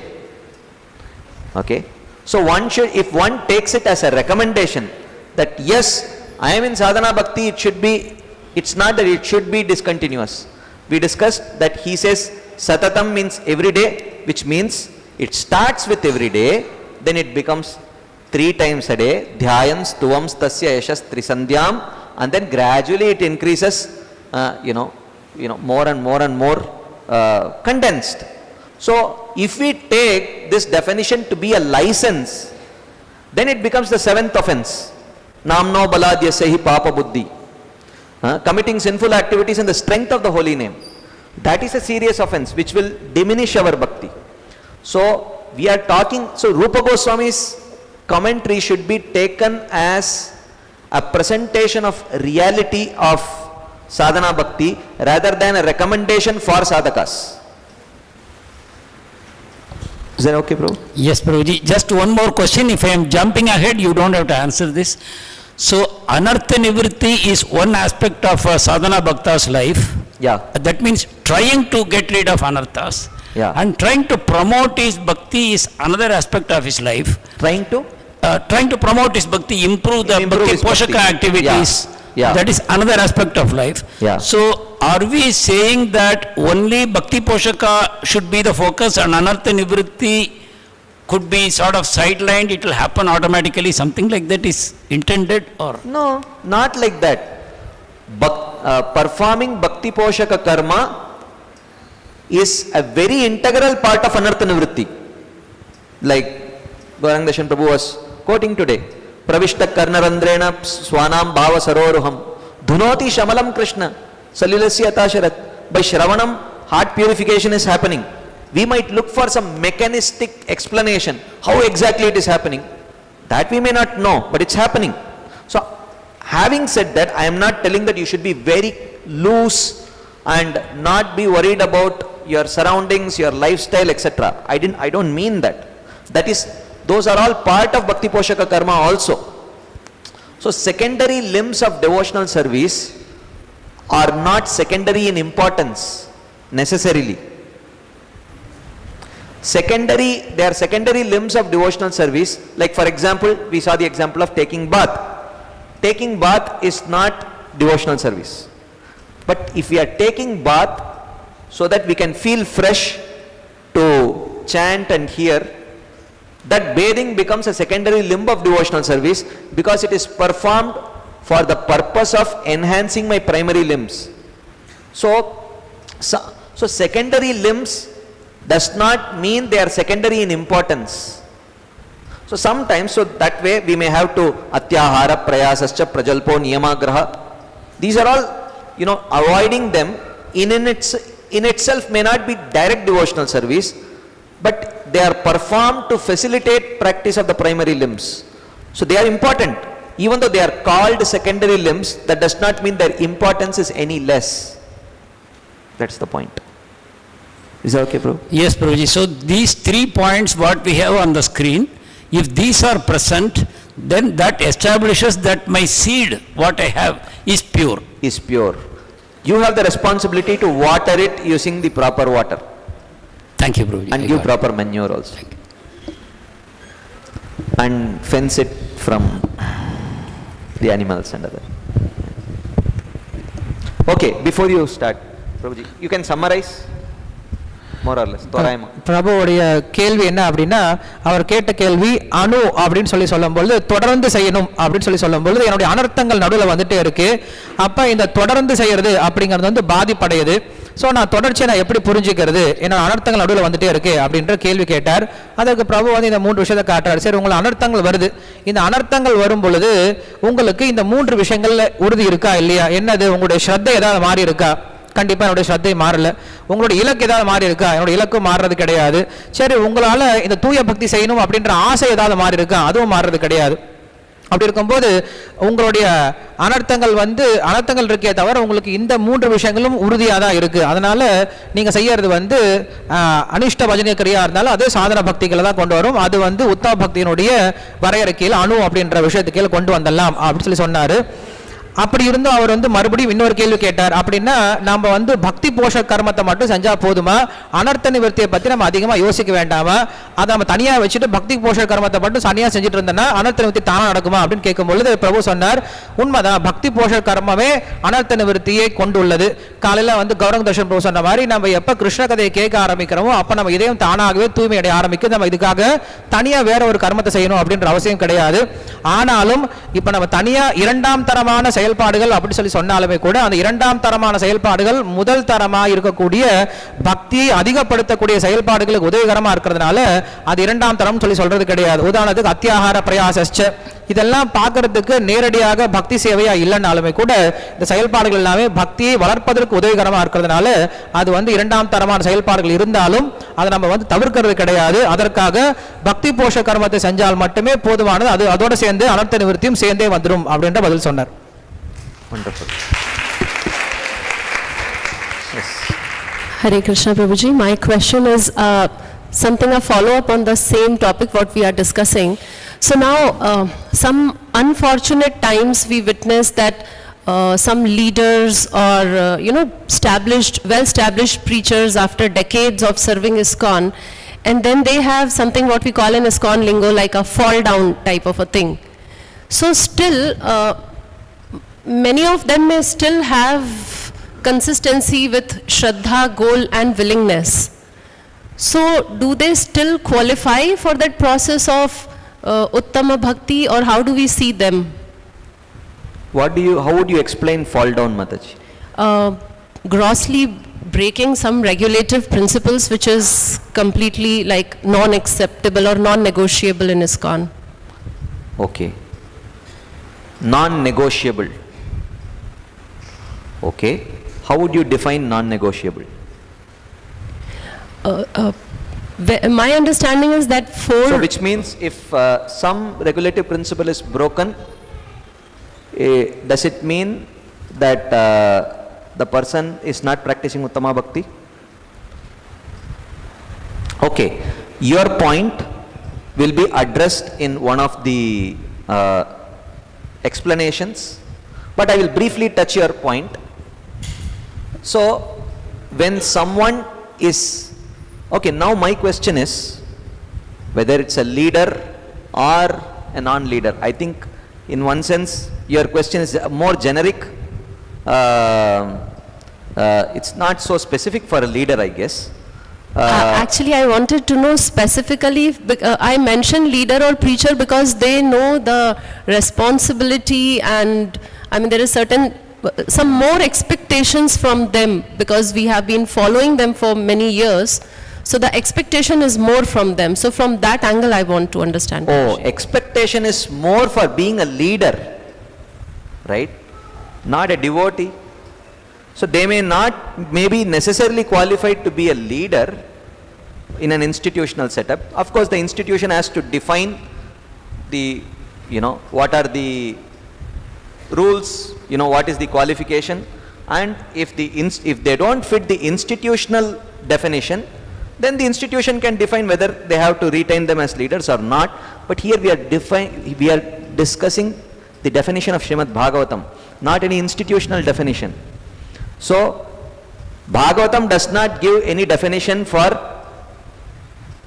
institutional leadership. Bhagavatam gives definition for Kanishtadhikari, Madhyamadhikari, Uddhamadhikari. So now an institution may define that a leader should be Uttamadhikari only, nothing less than that. If that is the definition, then the institution can take a call what to do.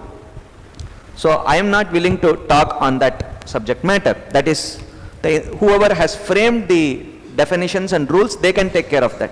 But if someone is unable to resist the urges of their senses and they succumb to it, which is what I presume you call as fall down, that actually we saw is one of the stages of Anishtita Bhajana Kriya, which is Vishaya Sangara. Their struggle with the senses, where sometimes they attain victory and sometimes they may not attain victory. So if an institutional leadership norm is such that they should be above the stage of Vishaya Sangara, at least if they have to be a leader, then the institution can take a call whether they want to retain him as a leader or not. But no one can tell whether he is fit to be a Uttama Bhakta or not, because that falls within the purview of Srimad Bhagavatam, and that's between Krishna and the devotee. Is that okay, Mataji? Yes, Prabhu, thank you. Hare Krishna. Hare Krishna. So Mataji வந்து கேள்வி கேட்டிருந்தாங்க. இப்போ ஒரு நம்முடைய இஸ்கானுடைய ஒரு நிர்வாகத்தில் இருக்கக்கூடிய மிக உயர்ந்த ஒரு அதிகாரி, அவர் ரொம்ப வருஷம் பக்தி பண்ணிட்டு இருக்கார், பிரச்சாரம் பண்ணிட்டு இருக்கார். அவர் வந்து ஒரு சில சமயம் வீழ்ச்சி அடைஞ்சிடுறார். ஸோ அப்போ அவங்களை நம்ம எப்படி வந்து ஏற்றுக்கிறது, அவங்களை எப்படி பார்க்கறது, அவங்களுடைய பக்தி நம்ம எப்படி பார்க்கறது அப்படின்னு சொல்லி கேள்வி கேட்கும் பொழுது பிரபு கேள்வி கேட்டார், இப்போ நீங்கள் எதை பற்றி கேள்வி கேட்குறீங்க? இப்போ வந்து அவங்க தலைவராக இருக்கிற தகுதியானவர்களா இல்லை பக்தி செய்வதற்கு தகுதியானவர்களா அப்படின்னு தான் பார்க்கணும். ஏன்னா ஸ்ரீமத் பாகவத்தை வந்து ஒரு நிர்வாகத்தினுடைய தலைவன் எப்படி இருக்கணும் அப்படிங்கிற விஷயத்தை பற்றி பேசல, பக்தியினுடைய வரைமுறை தான் கொடுத்துட்டு இருக்கு. ஒரு பக்தன் உத்தம அதிகாரி, கனிஷ்ட அதிகாரி, மத்தியம் அதிகாரி எப்படி இருக்குன்னு பேச தவிர ஒரு நிர்வாகத்தில் தலைவன் எப்படி இருக்கணும் அப்படின்றத பேசல. இப்போ அந்த நிர்வாகம் வந்து முடிவு பண்ணலாம், அந்த நிர்வாகி வந்து நான் வந்து விஷய சங்கிரகத்துக்கு மேலே இருக்கணும் இல்லை உத்தம அதிகாரியாக தான் இருக்கணும் அப்படின்ட்டு முடிவு பண்ணிட்டாங்கன்னா அதற்கப்புறம் நிர்வாகம் பொறுப்பெடுக்கலாம். ஆனால் அவங்க யாருமே வந்து அந்த வீழ்ச்சி அடைந்தவர் பக்தி செய்யலாமா, உத்தம பக்தி செய்யலாமா வேண்டாமா, அவர் உத்தம பக்தரா இல்லையா அப்படிங்கிற முடிவு எடுக்க முடியாது. அவர் வந்து என்ன, அந்த நிர்வாகம் என்ன முடிவு எடுக்க முடியும்னா இவர் தலைவராக இருக்கிற தகுதி இருக்கா இல்லையான்னு முடிவு எடுக்க முடியுமே தவிர இவர் உத்தம பக்தர் ஆவதற்கு தகுதி இருக்கு இல்லையா அப்படின்ற முடிவை அவங்க எடுக்க முடியாது. Okay. Yes bro. Prabhu, my question is on the basics. That when I can consider myself as a Vaidi Sadhana Bhakta. Because at times we see sometimes our Shraddha gets beaten. Sometimes our goal gets weakened. Or it gets shaken. And sometimes our willingness to correct ourselves gets the beating. Weakened. Okay. Yeah. So, how I define that I am a Vaidi Sadhana Bhakta, maybe during the first initiation or as and when I get into ISKCON, or I just hear some Bhagavad Gita classes or Bhagavatam class. So, when it is said, because that is where when we, means I feel that when we are not defining that, then all these three at times gets problematic. Good point. Thank you for asking this question. So, Srila Rupa Goswami defines what is the qualification for bhakti in the beginning only. He says, what is the qualification? Shraddha. Yek kenapi atibhagyena jata shraddhostu yah puman na nirvinno nati shakto bhakti yogosya siddhida. That is the definition of. So what is Shraddha? So Shraddha means faith in scriptures, faith in Bhakti Shastras, faith in devotees, faith in the process of bhakti, faith in the goal of prema. Now that faith can be weak, then he is called a Kanishtadikari. Yo bhavet komala shraddha sa kanishto nigadyate. Srila Rupa Goswami says, one who has komala shraddha means it can waver. But after some time, when he settles down, he says, yeah, but my guru has told practice bhakti, I will practice bhakti. He will get back to that. That getting back may take some time, but still, if he settles down and accepts bhakti back, you can say he is Kanishtadikari. That's how Srila Rupa Goswami defines. Then Madhyamadikari, then Uttamadikari. So, wavering or weak, there is a difference between purity of faith and strength of faith. So, when there is a compromise in the purity of faith, then we call them as Karma Mishra Bhakta, Jnana Mishra Bhakta, Yoga Mishra Bhakta, or Sattva Guni Bhakta, Rajoguni Bhakta, Tamoguni Bhakta, like that. But when there is a compromise in strength, then we call them as Kanishtadikari, Madhyamadikari, Uttamadikari.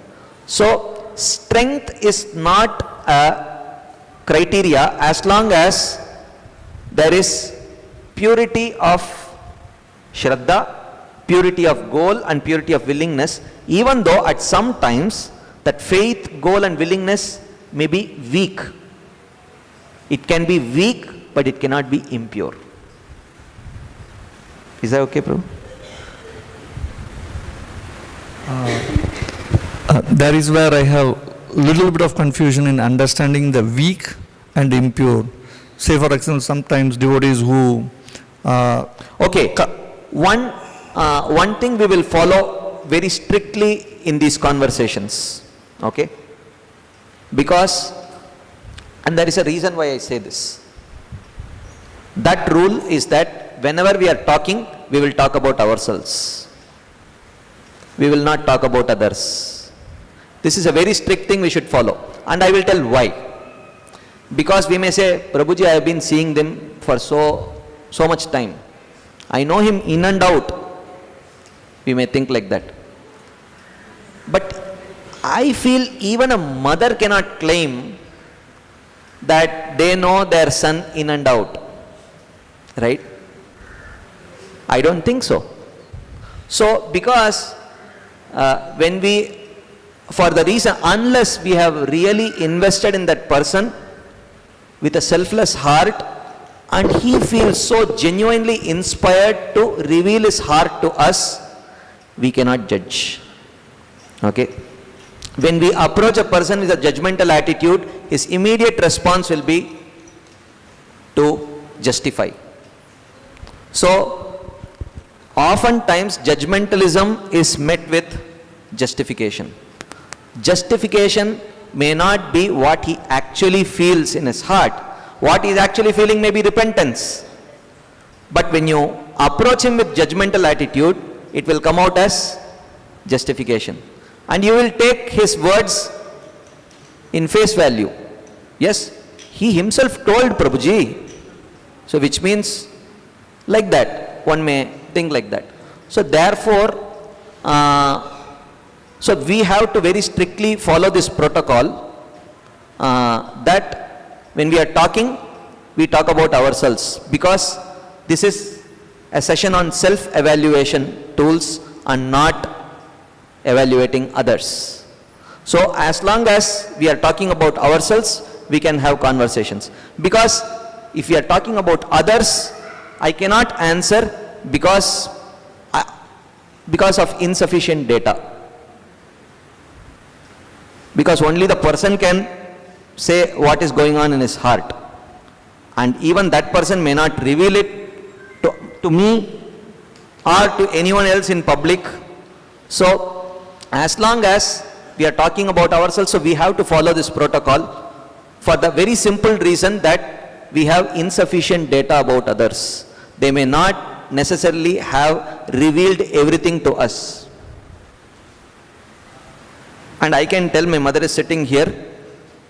My mother cannot honestly claim that she knows everything about me, nor can I claim that I know everything about her, even though the relationship has been for the last 43 years. You know, I hope she doesn't mind. But that is reality. Because I don't honestly feel comfortable revealing everything within my heart to my mother. So, in such circumstances, so that's why, for this very simple reason, simple practical reason, so these conversations we will have is only when we want to seek clarification, we are talking about ourselves and not about others. This is strictly a self-evaluation tool and not for evaluating others. Yes, Prabhu. I think as of now, this topic I don't have a question after. You don't? You have no questions? Yes. ஜெயகோபாத் பிரபு வந்து ஒரு கேள்வி கேட்டிருந்தார். இப்போ நம்ம பக்தி சேவை செய்யும் பொழுது இந்த 3 விஷயங்கள், நம்முடைய நம்பிக்கையும் நம்முடைய இலக்கும் நம்முடைய அந்த பக்தி சைனம் அப்படின்ற ஆர்வமும் இல்லை அந்த முயற்சியும் எப்பயுமே அடிபடுது. ஸோ இப்படி அடிபடும் பொழுது நான் எப்படி செய்யக்கூடிய பக்தியை வந்து அனிஷ்ட பஜன கிரியை கொண்டு வர முடியும் அப்படின்னு கேள்வி கேட்கும் பொழுது சரியான கேள்வி தான். ஏன்னா இதுக்கு தான் ரூப கோஸ்வாமி என்ன பண்ணியிருக்காரு அப்படின்னா, பக்தி அப்படின்னு சொல்லி சொன்னோன்னா பக்தியில் முதல் தலைமை நம்முடைய நம்பிக்கை தான். நம்பிக்கை கொண்டு தான் பக்தியை நம்ம வளர்க்குறோம். ஸோ அப்போ நம்பிக்கை அப்படின்னு சொல்லி சொல்லும்போது 3 விதமாக பிரிக்கிறோம். நம்பிக்கையை கொண்டு ஒருவனுக்கு கோமல ஸ்ரத்தா, ரொம்ப கம்மியாக நம்பிக்கை இருக்கும்போது அவனுக்கு கனிஷ்ட அதிகாரி அப்படின்ட்டும், ஒரு சில அளவுக்கு நம்பிக்கை இருக்கும்போது மத்தியம் அதிகாரி அப்படின்ட்டும், நல்ல நம்பிக்கை இருக்கும்போது உத்தம அதிகாரி அப்படின்னு சொல்லி சொல்கிறோம். ஸோ அப்போ நம்ம ஒரு சில சமயம் தடங்கள் வரும் பொழுது இல்லை நம்முடைய நம்பிக்கை குறையும் பொழுது நம்பிக்கை குறையதே தவிர நம்பிக்கை கலப்படம் அடைகிறது கிடையாது. ஸோ கலப்படம் அப்படிங்கிறது வேற, குறையிறது அப்படிங்கிறது வேற, அதனுடைய வலிமையை வேணா இழந்திருக்கலாமே தவிர ஒரு கட்டத்தில் அந்த வலிமை மறுபடியும் பெற்று அந்த வலிமை மீண்டும் மீண்டும் நல்ல வரும்பொழுது அவன் உத்தம பக்தன் ஆகிறான். அதனால இங்க வலிமை குறைவு அப்படிங்கிறது வேற, வலிமை மாற்றம் அடைந்து வலிமை அந்த அந்த நம்பிக்கை அப்படிங்கிறது வலிமை இழந்திருக்கே தவிர நம்பிக்கை மாறுவது கிடையாது. நம்பிக்கை வந்து நம்பிக்கை வந்து கலப்படம் அடைவது கிடையாது அப்படிங்கிற பதில் சொன்னார். ஸோ அதற்கு பிரபு வந்து மேலும் கேள்விகள் கேட்கும் பொழுது பிரபு சொன்னார், இங்கே நம்ம ஒரு விதிமுறையை பின்பற்றணும். என்ன விதிமுறை அப்படின்னா, இங்கே நம்ம பேசும் பொழுது நம்மை பற்றி மட்டும் பேசலாம், மற்றவங்களை பற்றி பேச வேண்டாம். இதை சொல்வதற்கு ஒரு காரணம் இருக்குது. என்ன காரணம் அப்படின்னா, இந்த டாப்பிக்கே வந்து செல்ஃப் எவாலுவேட்டிங், அதாவது நம்முடைய பக்தி எப்படிப்பட்டு இருக்குது அப்படின்னு தெரிஞ்சுக்கிறதுக்கான கருவி அப்படின்றத இங்கே நம்ம பார்த்துட்டு இருக்கோமே தவிர மற்றவங்களுடைய பக்தி எப்படி இருக்குன்னு நம்ம இங்கே அளந்து பார்க்க போகிறது கிடையாது. காரணம் என்ன அப்படின்னா, நம்மளால் கண்டிப்பாக மற்றவங்களை புரிஞ்சிக்க முடியாது. ஒரு அம்மா மகனாக இருந்தாலுமே கூட, என்னுடைய அம்மா எனக்கு 43 வருஷமாக தெரியும், எங்கள் அம்மாவுக்கு என்னை பற்றி முழுமையாக தெரியாது, எனக்கு எங்கள் அம்மாவை பற்றி முழுமையாக தெரியாது. இதை நான் சொல்கிறதில்ல வருத்தம் படல, எங்கள் அம்மா வருத்தப்பட மாட்டாங்கன்னு நினைக்கிறேன். ஏன்னா ஒரு மனுஷன் தன்னை பற்றி முழுமையாக தன்னைத்தானே வர்ணிக்கல அப்படின்னா ஒருவளை பற்றி நம்ம முழுமையாக தெரிஞ்சுக்க முடியாது. தெரிஞ்சுக்காம இவர் இப்படி இருக்கலாம் அப்படி இருக்கலாம் சொல்லிட்டு நம்மளே யோசிச்சு நம்ம கேள்வி கேட்டோம் அப்படின்னா, அந்த அவரை பற்றி நம்ம ஏற்கனவே ஒரு முடிவு பண்ணிட்டு அவர்கிட்ட பேசணும் அப்படின்னா அதே பதில் அவர் வாயிலிருந்து வரும், ஆமா நீங்களே அவங்க வாயிலிருந்து ஒத்துக்கிட்டீங்க அப்படின்னு சொல்லிட்டு நம்ம என்ன பண்ணிடுவோம், அதே மாதிரி அந்த வண்ணம் பூசிடுவோம். அதனால நாம் ஒருவரை பற்றி முழுமையாக தெரிஞ்சுக்காம அவரை பற்றி கேட்காம நம்மளை பற்றி நம்ம கேட்க முயற்சி பண்ணலாம். Okay. So for now we will cover little portion and then we will take more questions. Is that okay? We will again come back to more questions. Okay? Okay. So we had discussed on this Shraddha and Swabhava, right? That how there is always this. So now we are going to read some verses from Bhagavad Gita, then subsequently Bhagavatam, and then from few other books where these concepts are discussed. Okay? So now again I will be reading and you don't have to have a mic, but without a mic you can kind of shout out your answer. Okay? If I ask you some questions. So the question is, you spoke about the Shraddha Swabhava, showed the diagram and all those things, very nice. But where is the proof from the Shastras? Is there any concrete proof? Okay. Let us see. We will evaluate whether it is actually talking about it or not. Okay. Bhagavad Gita. Let's first take. So this is 3rd chapter, 33rd verse. Krishna says, Sadrisham cheshtate swasyaha prakriter jnanavanapi prakritim yanti bhutani nigraha kim karishyati. So he says, even a man of knowledge, cheshtate, he performs swasyaha prakritir sadrisham. He may act according to his own nature. Nature here is swabhava, his conditioned nature. Even though he may have knowledge that this is not appropriate to be done, but sometimes he may end up doing. Prakritim yanti bhutani, all living entities act according to their natures. Nigraha kim karishyati, what can instructions of karma and jnana do for the most fallen person who is severely conditioned, right? So Krishna, before these two verses, before this verse there are two verses where Krishna, having described about karma yoga, he says, yeme matamidam nityam anutishtanti manavaha shraddhavanto anasuyanto muchyante tepi karmabhihi. He says that one who follows these instructions with faith, he will get delivered. But yetvetad abhyasuyanto na anutishtanti me matam sarvajnana vimudamstan viddinashtan achetasaha.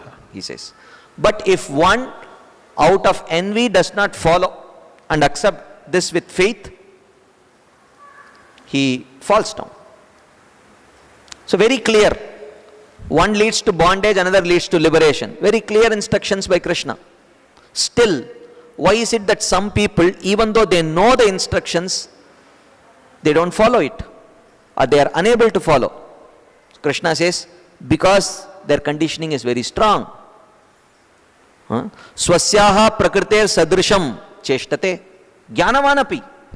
Even though he may know what is right, what is wrong, but he may not be able to follow. Not following does not necessarily mean unwillingness to follow.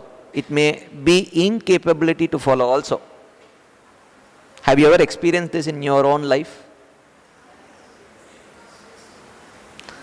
Have you always been able to follow what is supposed to be followed? Right? Sometimes it does happen, right? So, in the commentary, Srila Vishwanath Chakravarti Thakur writes, would they not be afraid of not following your instructions, the instructions of the Supreme Lord or the instructions of a king? They say, no, they are not afraid. Those who engage their senses for enjoyment, even if they are intelligent, cannot consider the orders of the king, the Supreme Lord. This is because of their nature. This is because of the strength of their prakriti. The Lord explains this in this verse. If the person of knowledge engages in sin, he will receive hellish punishment, just as a king punishes, and he will also bear infamy. Right? Still, even the person of discrimination performs actions which yield a burden of suffering following his previous sinful habits, which is what we discussed as swabhava, correct? Even though we know that, this will lead to infamy, this will lead to punishment, right? It's not that, a devotee or a leader, even if he may be, it's not that they may not know. Sometimes they may get carried away.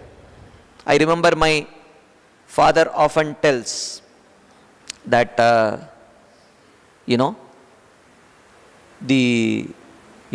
some valuables don't keep, just loosely, especially when the servant maid or someone is there. Not that we are suspecting that they are thieves, but when they are constantly seeing valuable things around, it should not trigger their lower nature and inspire them to take it.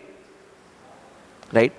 That does not mean that we are thinking that our servant or a servant maid is a thief. But as a responsible, master, we have the responsibility to ensure that we don't unnecessarily trigger their lower natures also. Right? So, therefore, this could happen sometimes when they get too carried away. Right? Therefore, all follow after their natures. The instruction of the scripture made by me or the king in the form of Nishkama Karma Yoga are able to purify and enlighten the impure hearted, and in the form of Jnana Yoga are able to purify and enlighten the pure hearted. But neither can purify the extremely impure. Only Bhakti can purify. Kirata Honandra Pulinda Pulkasha Abhira Shumba Yavanaha Kasadayah Yenyecha Papa Yadapa Shraya Shrayah Shuddyanti Tasmai Prabha Vishnave Namaha. Right? Okay, இப்போ நம்ம பார்த்துட்டு இருந்த அந்த ஸ்ரத்தை, அப்புறம் நம்மளுடைய conditioning, அதாவது நம்மளுடைய அனர்த்தங்கள், இது ரெண்டையும் பேசும்போது இதுக்கு எங்கேயாவது சாஸ்திரத்தில் பேசப்பட்டிருக்கு அப்படின்னு பார்க்கும்போது முதல்ல நம்ம பகவத்கீதை எடுத்து பார்க்குறோம். ஸோ அதில் கிருஷ்ணர் சதுர்ஷம் சேஷ்டதே ஸ்வஸ்யாத் பிரகிருத்தேர் கியானவான் அப்படி பிரகிருத்திம் யாந்தி பூதானி நிகிரஹ கிம் கரிஷ்யதி. அர்ஜுனா, நான் எவ்வளோதான் இன்ஸ்ட்ரக்ஷன், நான் எவ்வளோதான் விதிமுறைகள் கொடுத்தாலும் இது சரி இது தப்பு அப்படின்னு சொன்னாலுமே கூட ஞானவான்கள் கூட என்ன பண்ணுறாங்க அப்படின்னா தங்களுடைய சுபாவத்துக்கு ஏற்றார் போல, தங்களுடைய இயற்கைக்கு ஏற்றார் போல தான் செயல்படுறாங்க அப்படின்னு சொல்றார். அதற்கு அப்பப்போ, நாட் ஆல்வேஸ், அப்பப்போ. ஸோ அப்பப்போ ஈடுபடுறாங்க. அப்படி இருக்கும்போது அவங்களுக்கு நம்ம எவ்வளோதான் விதிமுறைகள் கொடுத்தாலும் கர்மமோ ஞானமோ அவங்கள எப்படி அதை தூய்மைப்படுத்த முடியும் அப்படின்னு கேட்கிறார். அதற்கு விஸ்வநாத் சக்கரவர்த்தி தாக்கூர் விளக்குரை கொடுக்கிறார். பகவானே சொல்லியிருக்கார், இல்லை ராஜா கட்டளை கொடுத்துருக்கார் இது செய்யக்கூடாது அப்படின்னு சொல்லிட்டு, இருந்தாலும் மக்கள் என்ன பண்றாங்கன்னா அந்த காரியத்தை பண்றாங்க. காரணம் என்னன்னா அவங்களுக்கு பயம் கிடையாது, தண்டனை கிடைச்சாலுமே கூட அவங்க என்ன பண்றாங்க, அந்த காரியத்தை பண்றாங்க. காரணம் என்னன்னா அவங்களுடைய இயற்கையா அது மாறி போயிடுது. அவங்களுக்கு அந்த சுபாவம் இருக்கிறதுனால, அந்த கட்டுண்ட நிலை இருக்கிறதுனால அவங்க என்ன பண்றாங்க, அந்த தவறான காரியங்களை அவங்க அப்பப்ப செய்யறதுக்கு ஒரு காரணமா இருக்கு.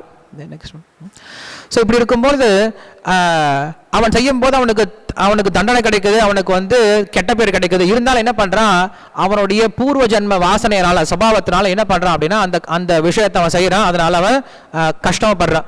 ஸோ இப்படி இருக்கும் பொழுது ஒருவனுக்கு நிஷ்காம கர்மயோகம் அப்படிங்கிறது யாரை தூய்மைப்படுத்தும் அப்படின்னா, யாருடைய மனதானது ஏற்கனவே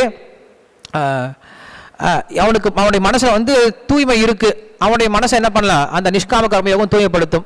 ஞான யோகம் அப்படிங்கிறது ஒருவனுடைய மனசுல ஏற்கனவே ஓரளவுக்கு தூய்மை இருக்கு, அவனை ஞான யோகம் வந்து தூய்மைப்படுத்தும். ஆனா யாருடைய மனசானது முழுமையாக அசுத்தம் அடைஞ்சிருக்கோ அவனை வந்து பக்தி மட்டும் தான் தூய்மைப்படுத்தும். Then he says,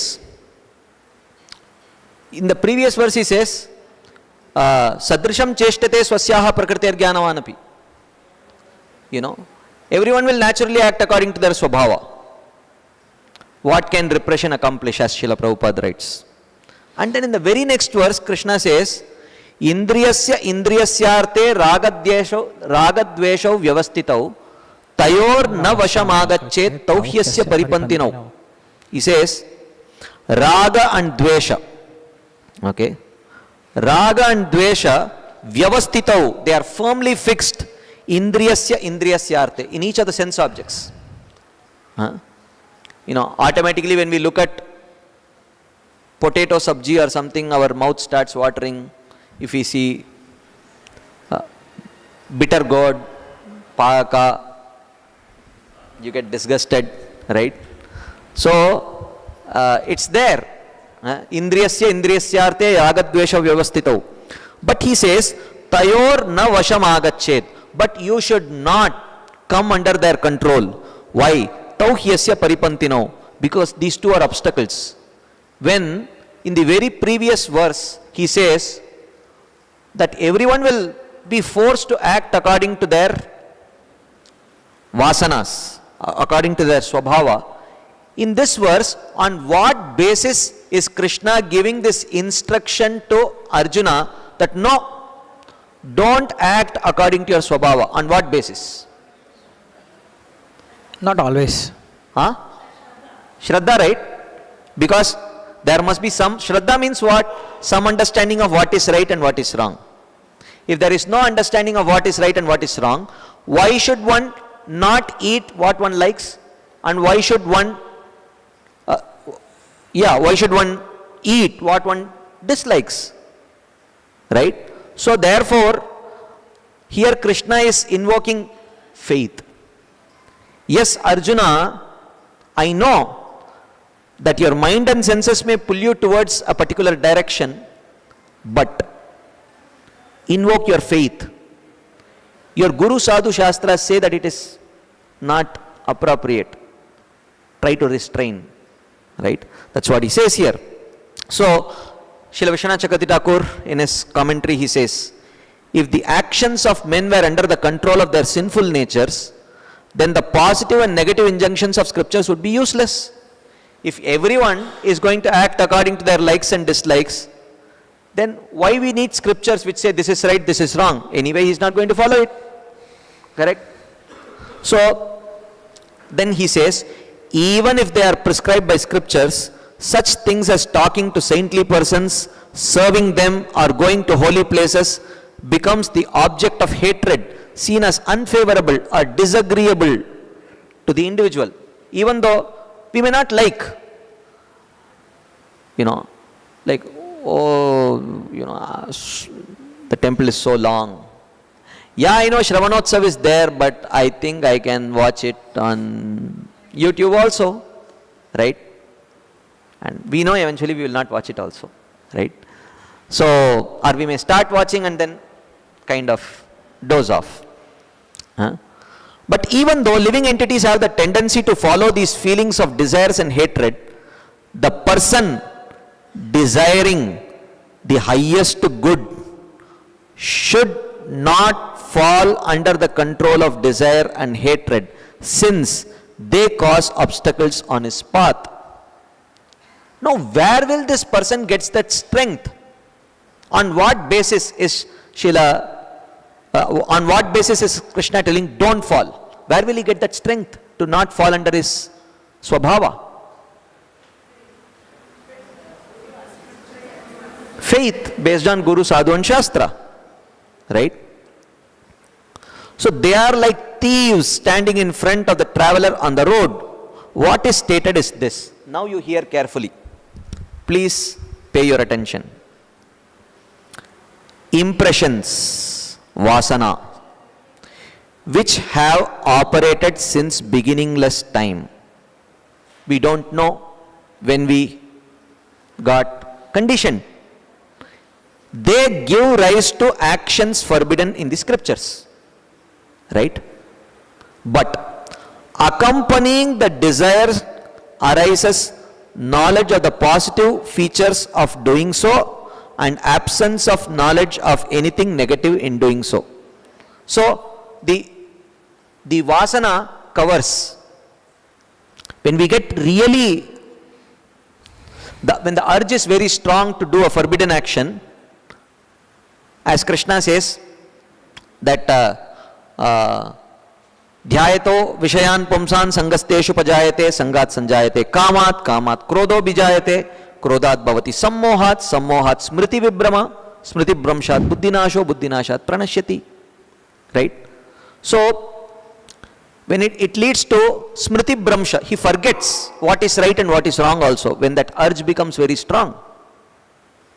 So, he forgets the positive features of doing the right thing and the negative features of, engaging in that wrong thing. So, this desire makes men act. In a similar way, hatred may develop concerning doing things that are prescribed in the scriptures. The scriptures will direct one to us, okay, we have already seen this, sorry, there is a mistake. So, thus, positive and negative injunctions of the scriptures are not useless, because those injunctions will empower us to fight our conditionings, to fight our swabhava.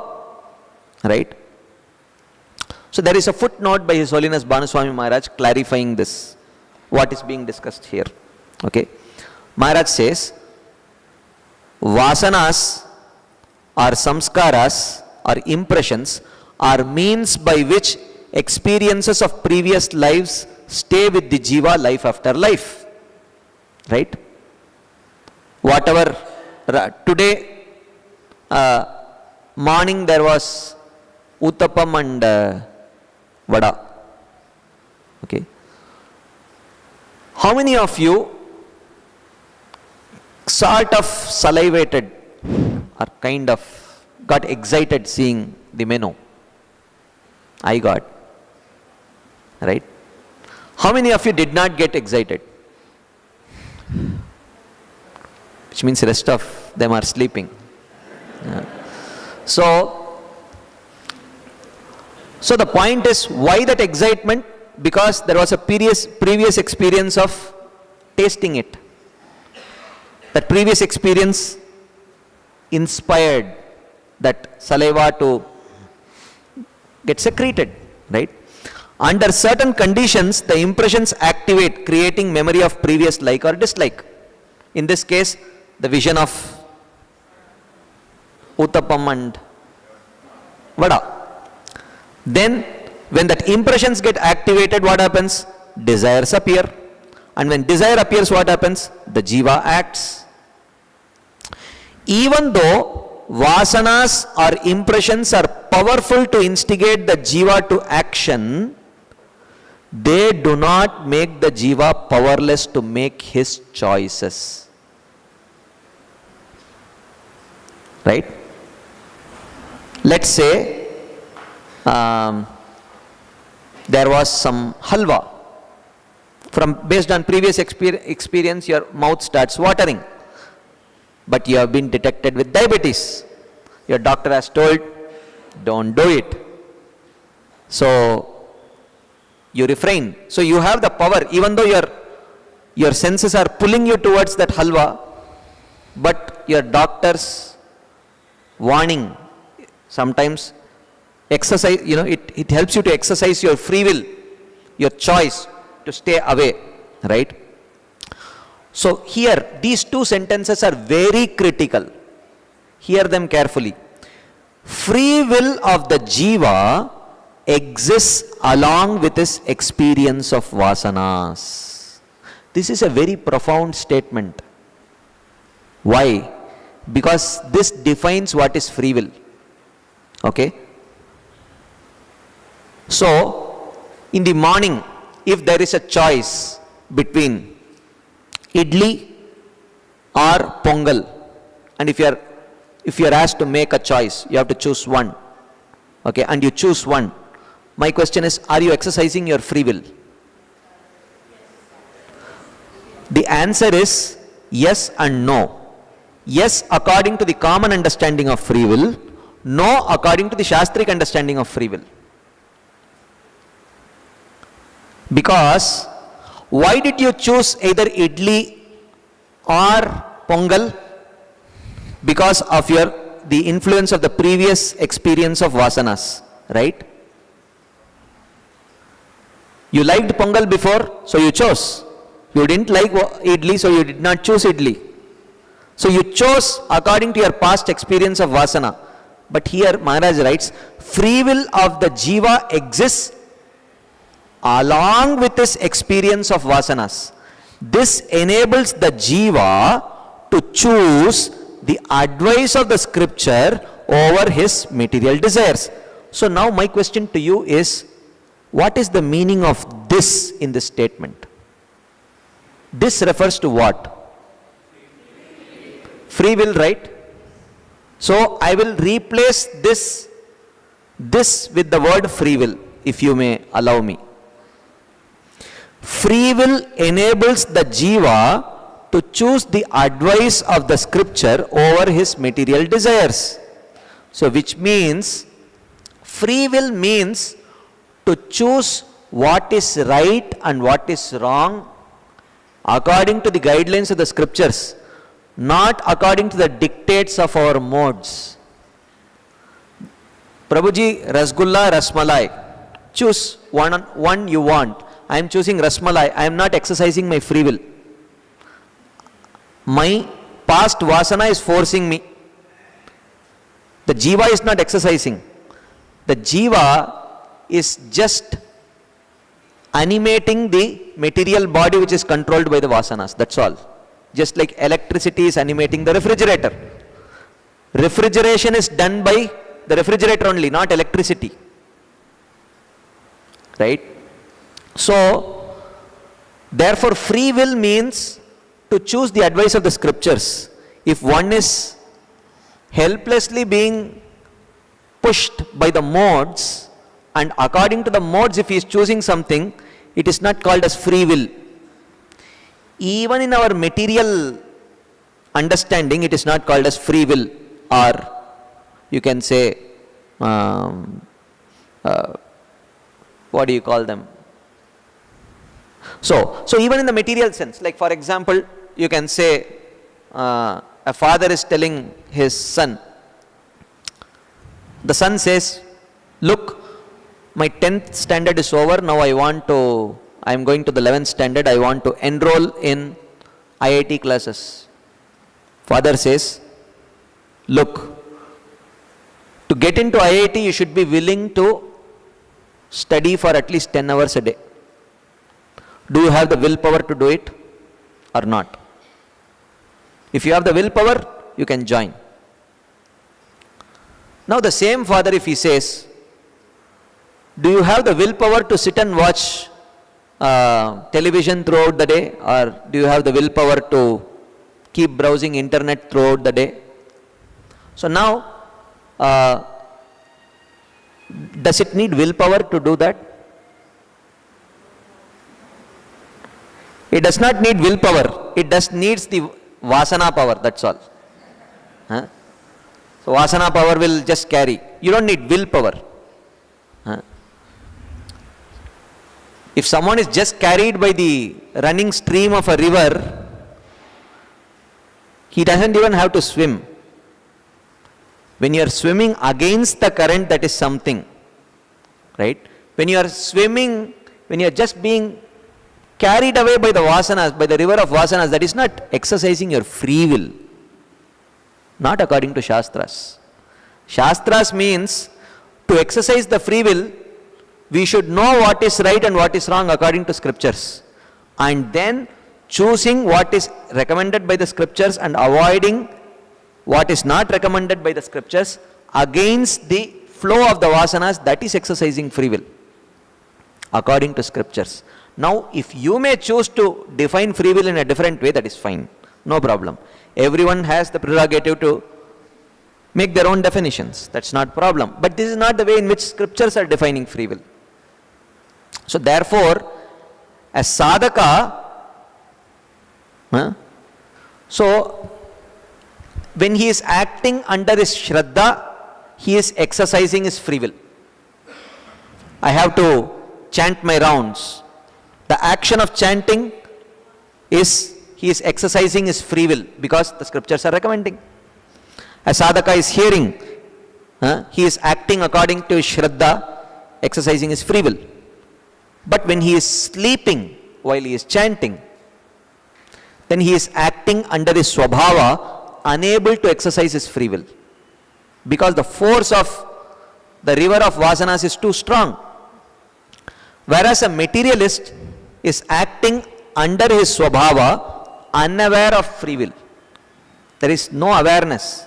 So there is a difference between a materialist engaged in a material activity and a sadhaka engaged in a material activity. The difference is that the sadhaka engaging in a material activity is acting according to his swabhava, unable to exercise his free will because of the force of the vasanas. Whereas a materialist acting under his swabhava he is acting because he is unaware of even the existence of free will, because he does not know whether the Shastras recommend it or not. Like that. You can summarize. I know you have set very top-notch standards, but you can still summarize. I need to just see the shloka. Yeah. Yes. கிருஷ்ணர் போன ஸ்லோகத்தில் சொன்னார், எல்லாரும் அவங்களுடைய இயற்கைக்கு தகுந்தாற் போல தான் வேலை செய்வாங்க, என்ன இன்ஸ்ட்ரக்ஷன் என்ன பண்ண போகுது அப்படின்னு சொல்லி சொன்னார். அதே கிருஷ்ணர் அடுத்த ஸ்லோகத்தில் உடனே சொல்கிறாரு, நம்ம விருப்பு வெறுப்பு அப்படிங்கிற விஷயத்தில் இருக்கக்கூடாது. ஏன்னா விருப்பு வெறுப்பு அப்படிங்கிற நம்முடைய புலன்களில் இயற்கையாகவே இருந்துட்டு இருக்கு. ஒருவர் அந்த விருப்பு வெறுப்பு அப்படிங்கிற இந்த ஒரு கட்டுப்பாட்டுக்குள்ளே வந்துடக்கூடாது. ஏன்னா இந்த விருப்பு வெறுப்பு அப்படிங்கிறது ஒருத்தனுடைய பக்திக்கு தளங்களாக இருக்கும் அப்படிங்கிற விஷயத்தை சொல்கிறார். ஸோ இது சொன்ன பின்னாடி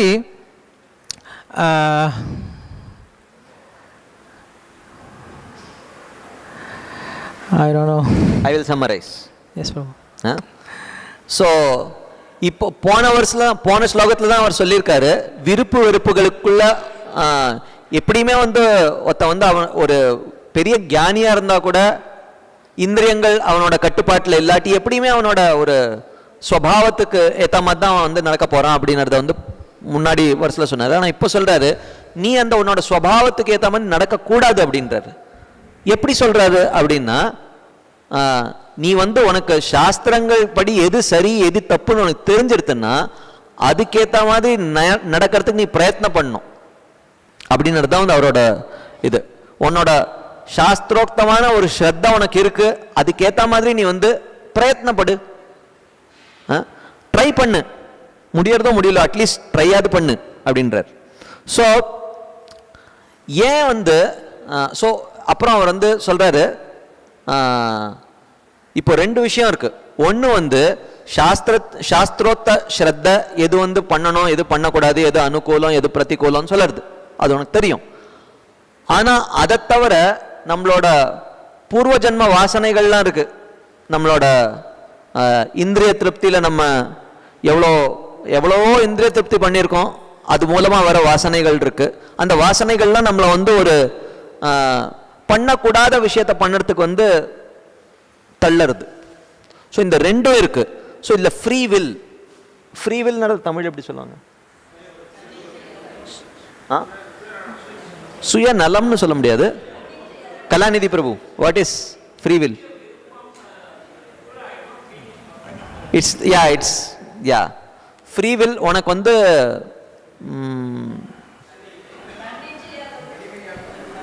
தன்னிச்சை. Okay, for lack of a better word I will use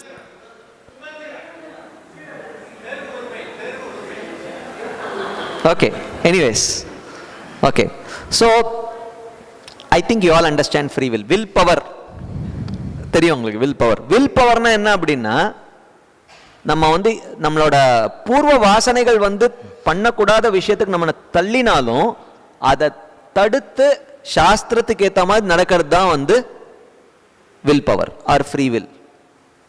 இப்போ எனக்கு வந்து இட்லி பொங்கல் இது ரெண்டு நடுவில் எனக்கு இட்லி பிடிக்கும், நான் இட்லி சூஸ் பண்ணேன்னா அது வந்து ஃப்ரீ வில் கிடையாது,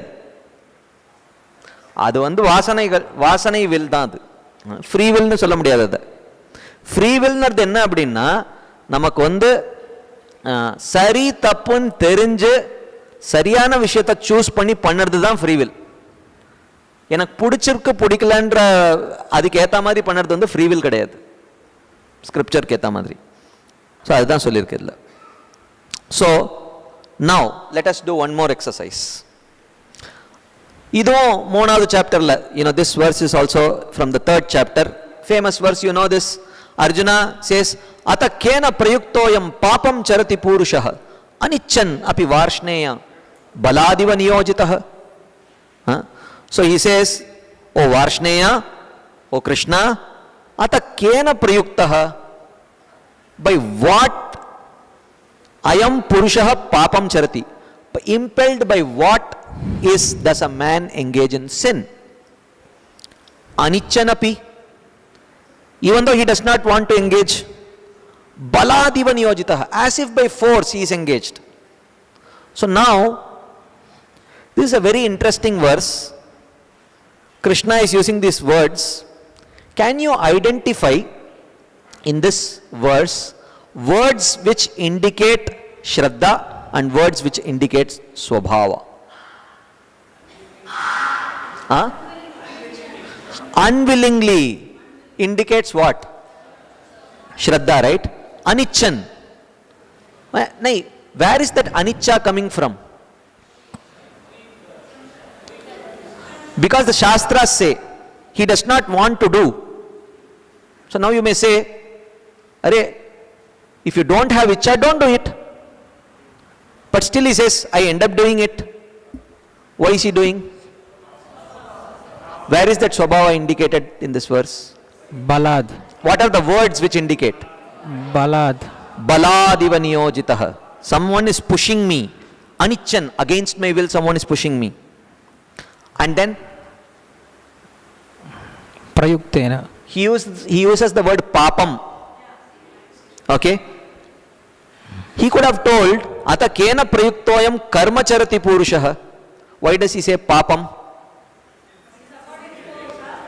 Because he knows that the Shastras have identified it as sin. Right? So which means he is aware of what is right, what is wrong. The very fact that he is calling it as papam means he knows it is forbidden. But still he says, Baladiva niyojitah. Anichan. Ichcha nahi hai. I don't have a desire to do it. Then don't do it. No. Someone is pushing me. Who? Krishna says, Kama yesha krodha yesha rajoguna samudbhavan. Kama is what we are discussing here as vasanas. Kama vasanas. Right? Okay. So இந்த ஸ்லோகத்தில் அர்ஜுனன் வந்து கிருஷ்ணர்கிட்ட கேட்குறான், கிருஷ்ணா எதனால் உந்தப்பட்டு ஒருவனுக்கு விருப்பமே இல்லை அப்படின்னாலும் பலவந்தமாக பாவம் செய்யப்படுறான் அப்படின்னு கேள்வி கேட்கும்போது இந்த ஸ்லோகத்தில் எதெல்லாம் ஸ்ரத்தையை குறிக்குது, எதெல்லாம் சுபாவத்தை குறிக்குது அப்படின்னு சொன்னோன்னா, ஸ்ரத்தையை குறிக்கிறது நமக்கு 2 விஷயத்த சொல்லுது. ஒன்று அனிச்சன், எனக்கு விருப்பம் இல்லை. ஏன் விருப்பம் இல்லை? ஏன்னா சாஸ்திரம் இது வேண்டான்னு சொல்லியிருக்கு, அது தவறுன்னு சொல்லியிருக்கு, அதனால் விருப்பம் இல்லை எனக்கு செய்யறதுக்கு. அதே போல் பாப்பம், ஏன் பாப்பம்? ஏன்னா சாஸ்திரத்தில் பாப்பம் சொல்லப்பட்டதுனால அதை நான் வந்து சொல்கிறேன், அதை நான் வந்து செய்ய விருப்பப்படல அப்படின்னு சொல்கிறார். So here Srila Vishwanath Chakravarti commenting on this, he says, referring to verse 34 about raga and dvesha, in this verse Arjuna asks about the attachment to the objects of the senses such as enjoyment with others' wives, even though it is forbidden by scripture. Even though without desire to engage in sin because of knowledge of the rules and prohibitions of the scriptures, by what influence does one engage in the act as if by force? If you know clearly that you are not supposed to do it, then why you are doing it? It makes no sense. Does it not make any sense? Which means it has never made sense in your life. Which means whatever the Shastras prescribe, you have always been able to act on it. Whatever the Shastras prohibited, you have always been able to refrain from it. Probably not. Most probably not. Right? This means that the desire for the object strongly arises under the influence of the object's stimuli. Something stimulates. Huh? Like that. So இங்கே கிருஷ்ணர் வந்து 34வது ஸ்லோகத்தை base பண்ணி மறுபடியும் ஆச்சாரியர் விளக்கம் கொடுக்குறார், அர்ஜுனனுக்கு விளக்கம் கொடுக்குறார். இப்போ நமக்கு தெரிஞ்சிருக்கும், சாஸ்திரம் சொல்லுது மற்றவருடைய மனைவியை அனுபவிப்பது அப்படிங்கிறது பாபகரமான விஷயம் அப்படின்னு சொல்லி தெரிஞ்சிருக்கு. அது தெரிஞ்சு நம்ம ஏன் அந்த மாதிரி காரியங்களை பண்ணுறோம்? சாஸ்திரம் தப்பு அப்படின்ற ஒரு சொல்கிற விஷயத்தை நம்ம ஏன் பண்ணுறோம் அப்படின்னா, சாஸ்திரம் தப்புன்னு சொன்ன விஷயத்தை நம்ம ஏன் பண்ணுறோம் அப்படின்னா, நம்ம சாஸ்திரம் சொன்ன விஷயத்தை அப்படியே கடைபிடிச்சிடுறோமா? சாஸ்திரம் தப்புன்னு சொல்கிற எல்லா விஷயத்தையும் அப்படியே தவிர்த்துடுறோமா? சாஸ்திரத்தில் சொல்ல விஷயம் எல்லாம் செஞ்சிடறோமா அப்படின்னா கண்டிப்பாக கிடையாது. ஏன்னா நம்ம அந்த தவறான காரணம் செய்வதற்கு ஒரு உந்துதல் அங்கே வந்த உடனே நம்ம சுபாவத்துக்கு தகுந்தாற்போல் அந்த தவறான காரியத்தை செய்ய ஆரம்பிச்சிடறோம். Okay. Another two set of verses we will see from Bhagavad Gita. Famous set of verses. You all know these verses. This is a part of the Chatushloki Bhagavad Gita. You all compulsory verses for your Bhakti Shastri exam, right? Tesham satata yuktanam bhajatam priti purvakam dadami buddhi yogam tam yena mam upayanti te. Srila Vishwanath Chakravarti Thakur explains this verse in this way. He says, dadami buddhi yogam, I give the intelligence. Tesham satata yuktanam. Satata yuktanam means to those who constantly desire to be with me. For those who constantly desire to be with me, bhajatam priti purvakam, and worship me with great love. Priti purvakam. So, I give intelligence to those who constantly desire to be with me and worship me with great love, yena, by which mam upayantite, and by that intelligence they can attain my direct association. So, tesham satata yuktanam. Satata yuktanam means they constantly desire to be with me. And in order to attain that goal, bhajatam priti purvakam, they worship me with great love. Okay? Now, what is the next verse? Tesham evanu kampartam aham agyanajam tamaha nashayami atma bhavasto jnana deepena bhasvata. Now, he says, Tesham eva anukampartam, to show favor to them. Them or Tesham refers to whom? Those who desire. Huh? Okay. Satata yuktanam bhajatam priti purvakam. Anyone has an alternative understanding of this? No? Is everyone convinced that Tesham refers to the previous verse? Because otherwise it would seem very disjointed, right? You are suddenly speaking about someone and the next sentence you are speaking about someone else. It would make no sense, right? Tesham. So Tesham refers to whom? Satata yuktanam bhajatam priti purvakam. Satata yuktanam means what? Always desiring association of Krishna. Bhajatam priti purvakam means what? Huh? Worshipping me with love. Now Krishna says, Tesham, to such people, eva anukampartam, to show favor to such devotees, aham, I, atma bhavasto, situated within them, nashayami, I extinguish, agyanajam tamaha, darkness born out of ignorance, bhasvata jnanadipena, with the shining lamp of knowledge, I destroy the ignorance within them. But they are satata yuktanam, they desire only constant association with Krishna. Bhajatam priti purvakam, they are worshipping him with love. Where does this agyanajam tama come from? Let us see what Srila Baldev Vidyabhushan in his comment, he says, I will read this sentence. Hear it very carefully. Okay? For those who cannot maintain their lives without me, for my unalloyed devotees alone. Tesham eva. They are unalloyed devotees, right? Tesham eva. I reveal in the Atma my dazzling form and qualities, and hear this, destroy darkness in the form of desires for objects other than myself, born from ignorance in the form of beginningless karma which covers knowledge. Now, Krishna says, unalloyed devotees alone. Where did unalloyed devotees get desires for objects other than Krishna?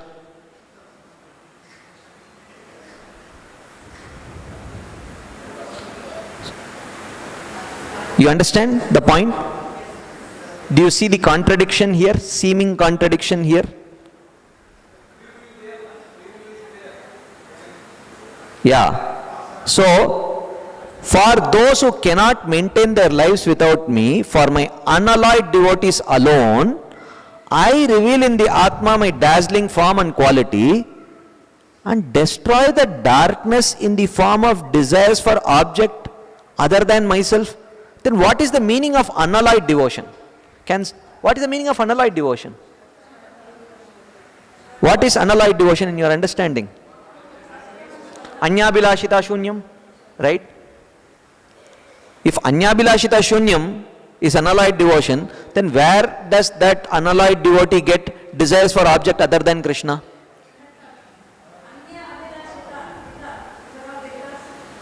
Oh, like that? Huh? So what is, anyone would like to share your thoughts? Okay, you can pass the mic. Who wants to answer? Please raise your hands. Not those who are sitting very behind. Those who wish to answer, please come to the front. As you showed first, Prabhu, that we all seeing this as Shastric evidences, where you showed your first PPT point, where you said desires and conditioning of Swabhava, where now it's showing that it's in Anartha stage where they have desires for the other objects than Krishna. Okay, simple question. Where is the unalloyed? Where is the unalloyedness? In Shraddha. Where is the desire for objects other than Krishna? Swabhava. Isn't it? Is it clear? So now, let's see how Srila Prabhupada explains this. Srila Prabhupada in his purport says, the pure devotee always has Krishna within his heart. And with the presence of Krishna, who is just like the sun, the darkness of ignorance is at once dissipated. So did the chicken come first or the egg come first? Right? What came first? Chicken or egg? You know, he says the pure devotee always has Krishna within his heart, and with the presence of Krishna, the darkness of ignorance is at once dissipated. So, the pure devotee always has Krishna, and after Krishna comes, the darkness is dissipated. So, when he came, so what was the definition of pure devotee? He has always Krishna in his heart. And with the presence of Krishna, what happens? So, Pravishta Karnarandrena Swanam Bhava Saroruham, then comes Dunoti Shamalam Krishna, and that Dunoti also, Srila Vishwanath Chakravarti Thakur says, is gradual. Ekadeshavartini, Bahudeshavartini, Prayiki, Purna, Atyantiki. Atyantiki Anartha Nivritti happens only at the stage of Prema. Right? So, this is the special mercy rendered to the pure devotee by Krishna. Pure devotee by Krishna who has darkness in the darkness of ignorance, right? Due to the contamination of material association, through many millions of births, one's heart is always covered with the dust of materialism. But when one engages in devotional service and constantly chants Hare Krishna, the dust quickly clears and one is elevated to the platform of pure knowledge. Right? So now, one last verse we will see before we wind up today's session. And this verse brings this point to the stark, you can say this is like the pinnacle. You can summarize?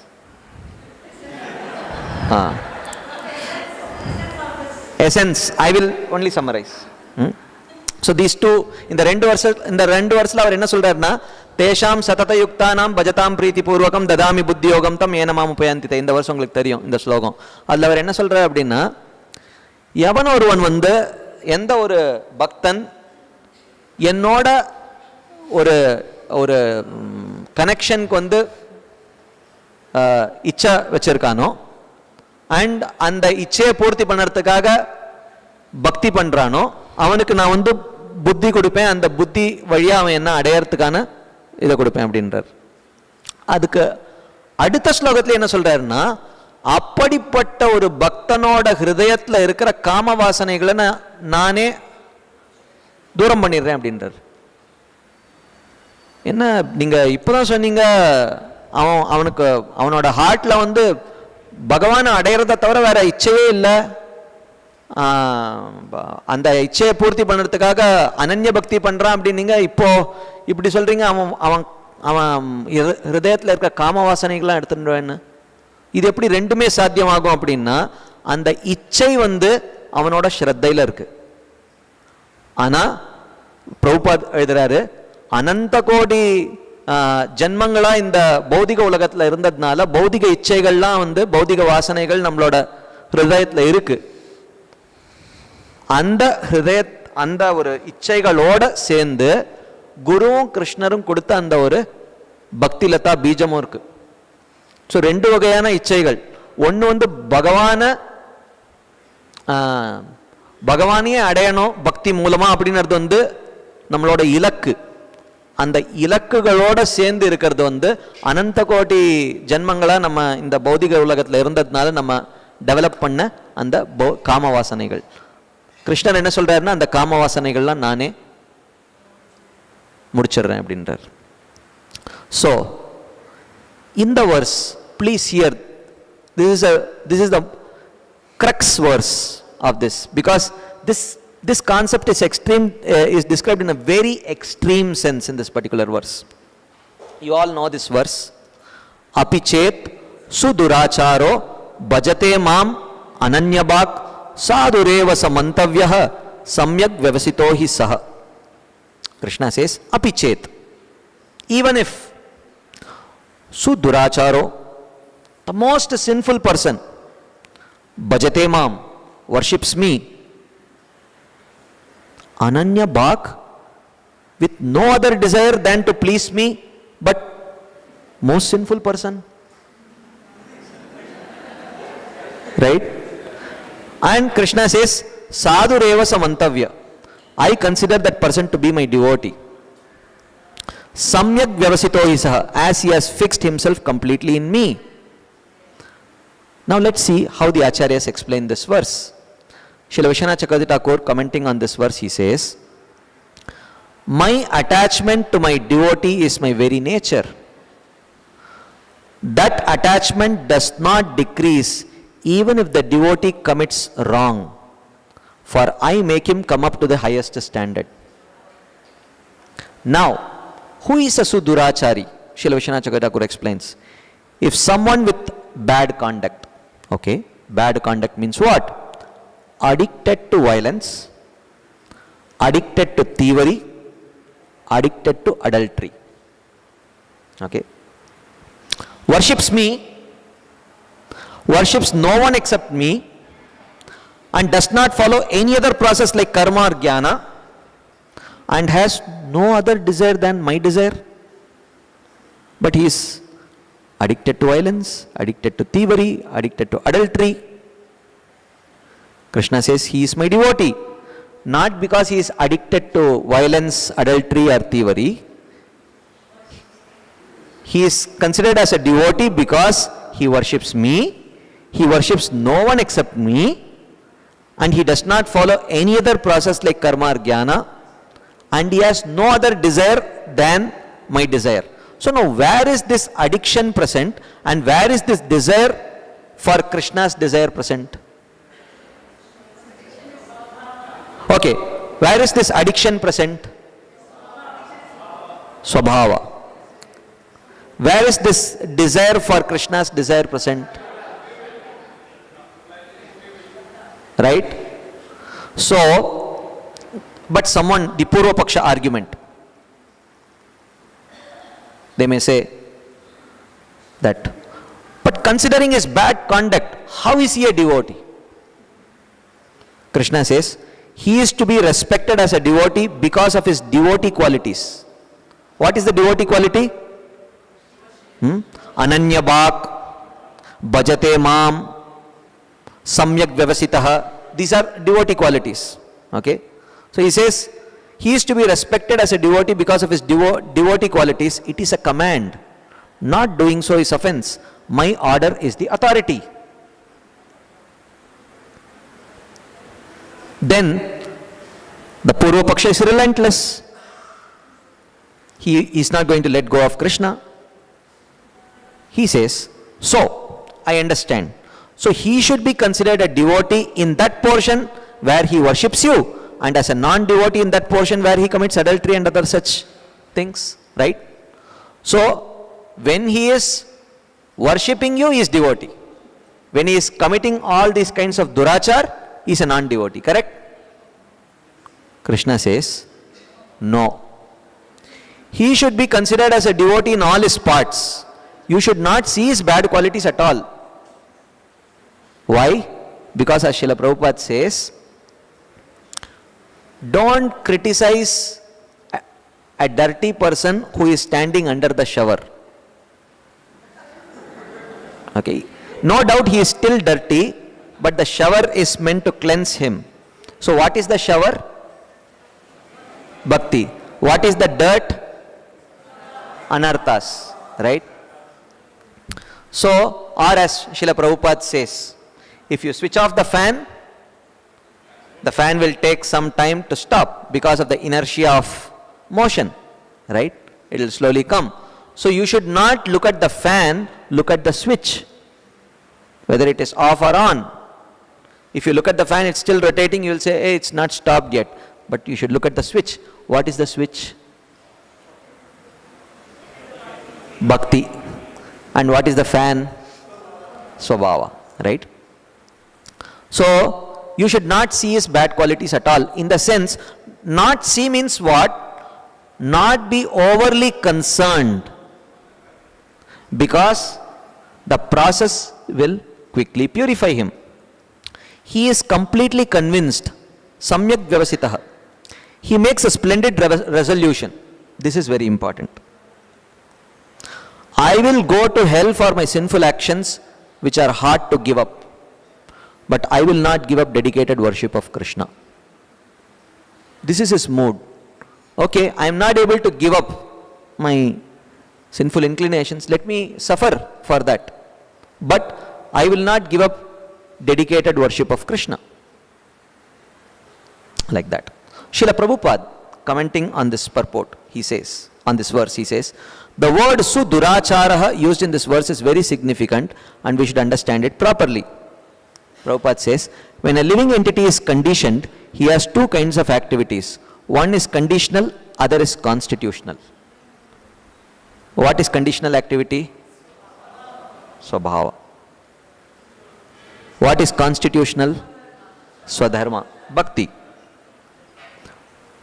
Let's see what Prabhupada writes. As for protecting the body or abiding by the rules of society and state, certainly there are different activities even for the devotees in connection with the conditional life, and such activities are called conditional. Besides these, the living entity who is fully conscious of his spiritual nature and is engaged in Krishna consciousness or the devotional service of the Lord has activities which are called as transcendental. Such activities are performed in his constitutional position and they are technically called as devotional service. Right? Now, in the conditioned state, sometimes devotional service and the conditional service in relation to the body will parallel one another. But then again, sometimes these activities become opposed to one another. Now, how many of you have, even prior to coming to Krishna consciousness, have had a conditioning of waking up early? Waking up early. Waking up early in the morning. Right? Not because of Krishna consciousness, right? But once you came to Krishna consciousness, they said, you should wake up early, attend Mangalarti. So here the conditioning and constitution is paralleling one another. Very good. Sometimes they may become opposed. How many of you started waking up early only after coming to Krishna consciousness? Right? How many of you struggled to wake up early after coming to Krishna consciousness? Right? So Prabhupada says sometimes they may parallel one another, sometimes they may oppose one another. As far as possible, a devotee is very cautious so that he does not do anything that could disrupt his wholesome condition. Wholesome condition means what? Where his unfavorable swabhava is not unnecessarily triggered. He knows that perfection in his activities depends on his progressive realization of Krishna consciousness. Sometimes, however, it may be seen that a person in Krishna consciousness commits some act which may be taken as most abominable socially or politically. But such a temporary fall down does not disqualify him. In the Srimad Bhagavatam, it is stated that if a person falls down but is wholeheartedly engaged in the transcendental service of the Supreme Lord, the Lord, being situated within his heart, purifies him and excuses him from that abomination. Which verse? Gauranga Darshan Prabhu. Swapadamulam bhajata priyasya tyaktanya bhavasya hari pareshah vikarma yachot patitam katanchit dhunoti sarvam hridi sannivishta. 11th canto. Teachings of Navayogendras to Nimi Maharaj.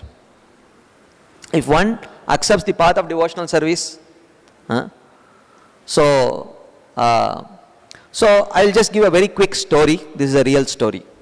Okay. In Chowpatty temple in Mumbai, long time back, one devotee preached to another person who happened to be a chain smoker.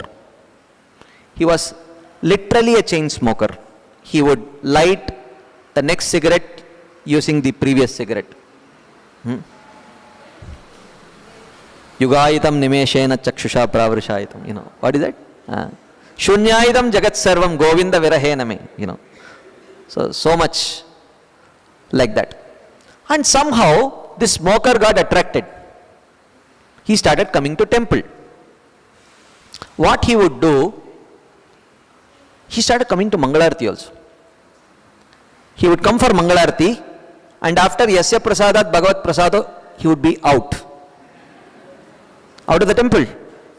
I mean, if you have seen Chowpatty temple, you know, temple is upstairs, and then you come down the stairs, and you go outside, the gate is there. After Yasya Prasadat Bhagavat Prasado, you would be gone. And by the time Narsingarti starts, you will be back.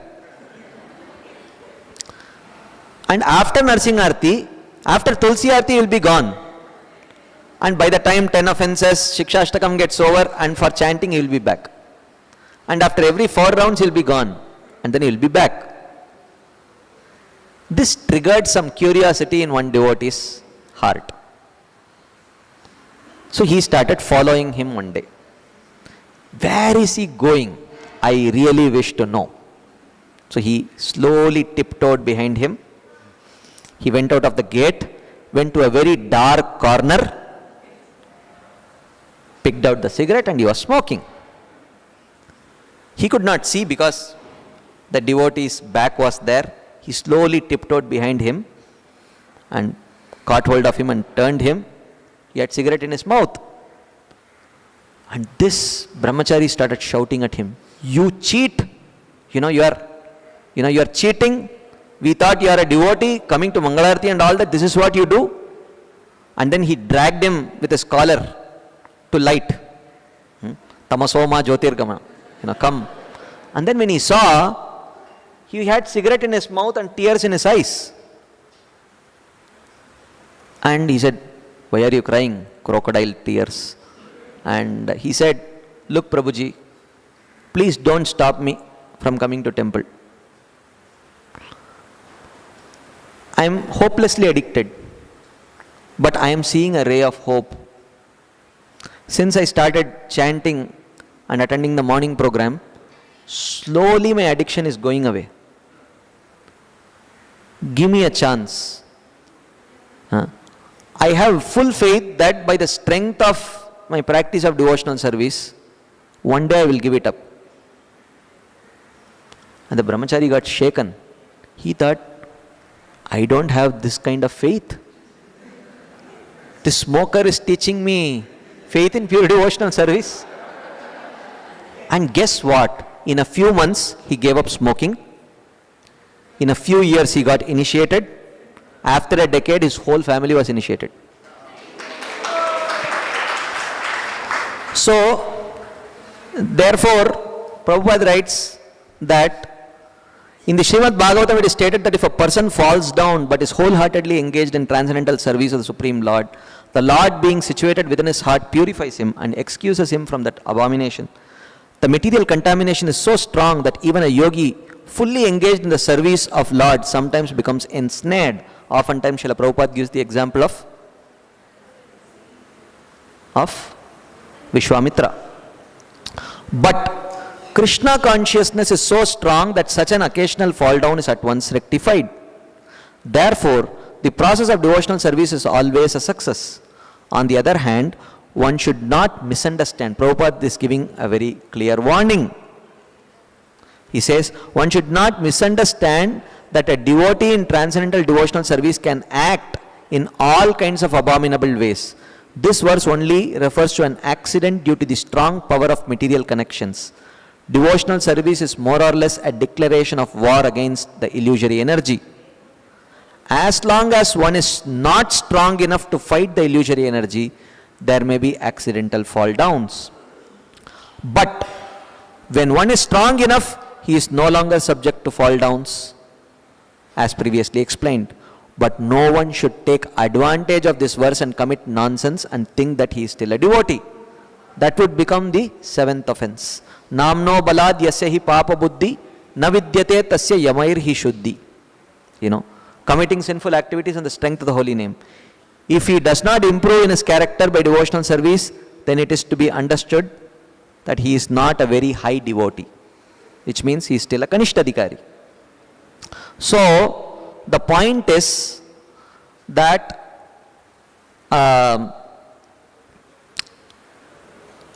we have to understand. So, oftentimes people have an objection because Krishna is calling him a sadhu here. A smoking sadhu sounds very awkward and very, besur to our ears. It's very awkward. But how is Srila Vishwanath Chakravarti translating the word sadhu here? It's on the screen. How is he defining? Sadhu reva samantavya means he should be considered as a devotee. That's all he says. Devotee. And Krishna is pleading, at least accept him as a devotee. We are not expecting you that you accept him as an Uttamadikari. Please accept him as a devotee. Because he is trying to improve. Right? So, in this verse, can you identify what are the words which indicate the influence of Swabhava and what are the words which indicate his faith? Okay, let's go verse by verse, word by word. Suduracharo indicates what? Swabhava. Bhajate mam indicates what? Shraddha. Ananya Bhak indicates what? Shraddha. Samyak Vyavasitaha indicates what? Shraddha. Like that.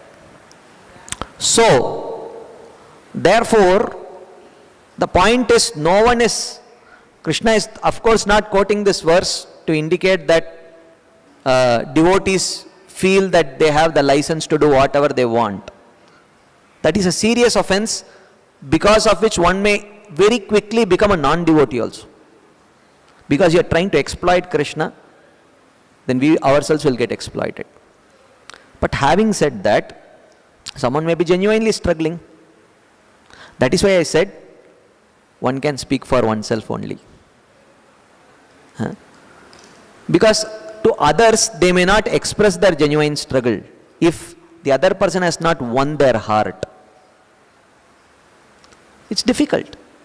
It is quite possible that they may actually be trying to cheat. But how do we know? We may not know. So that is the point. It's over time. We will definitely take questions on this tomorrow.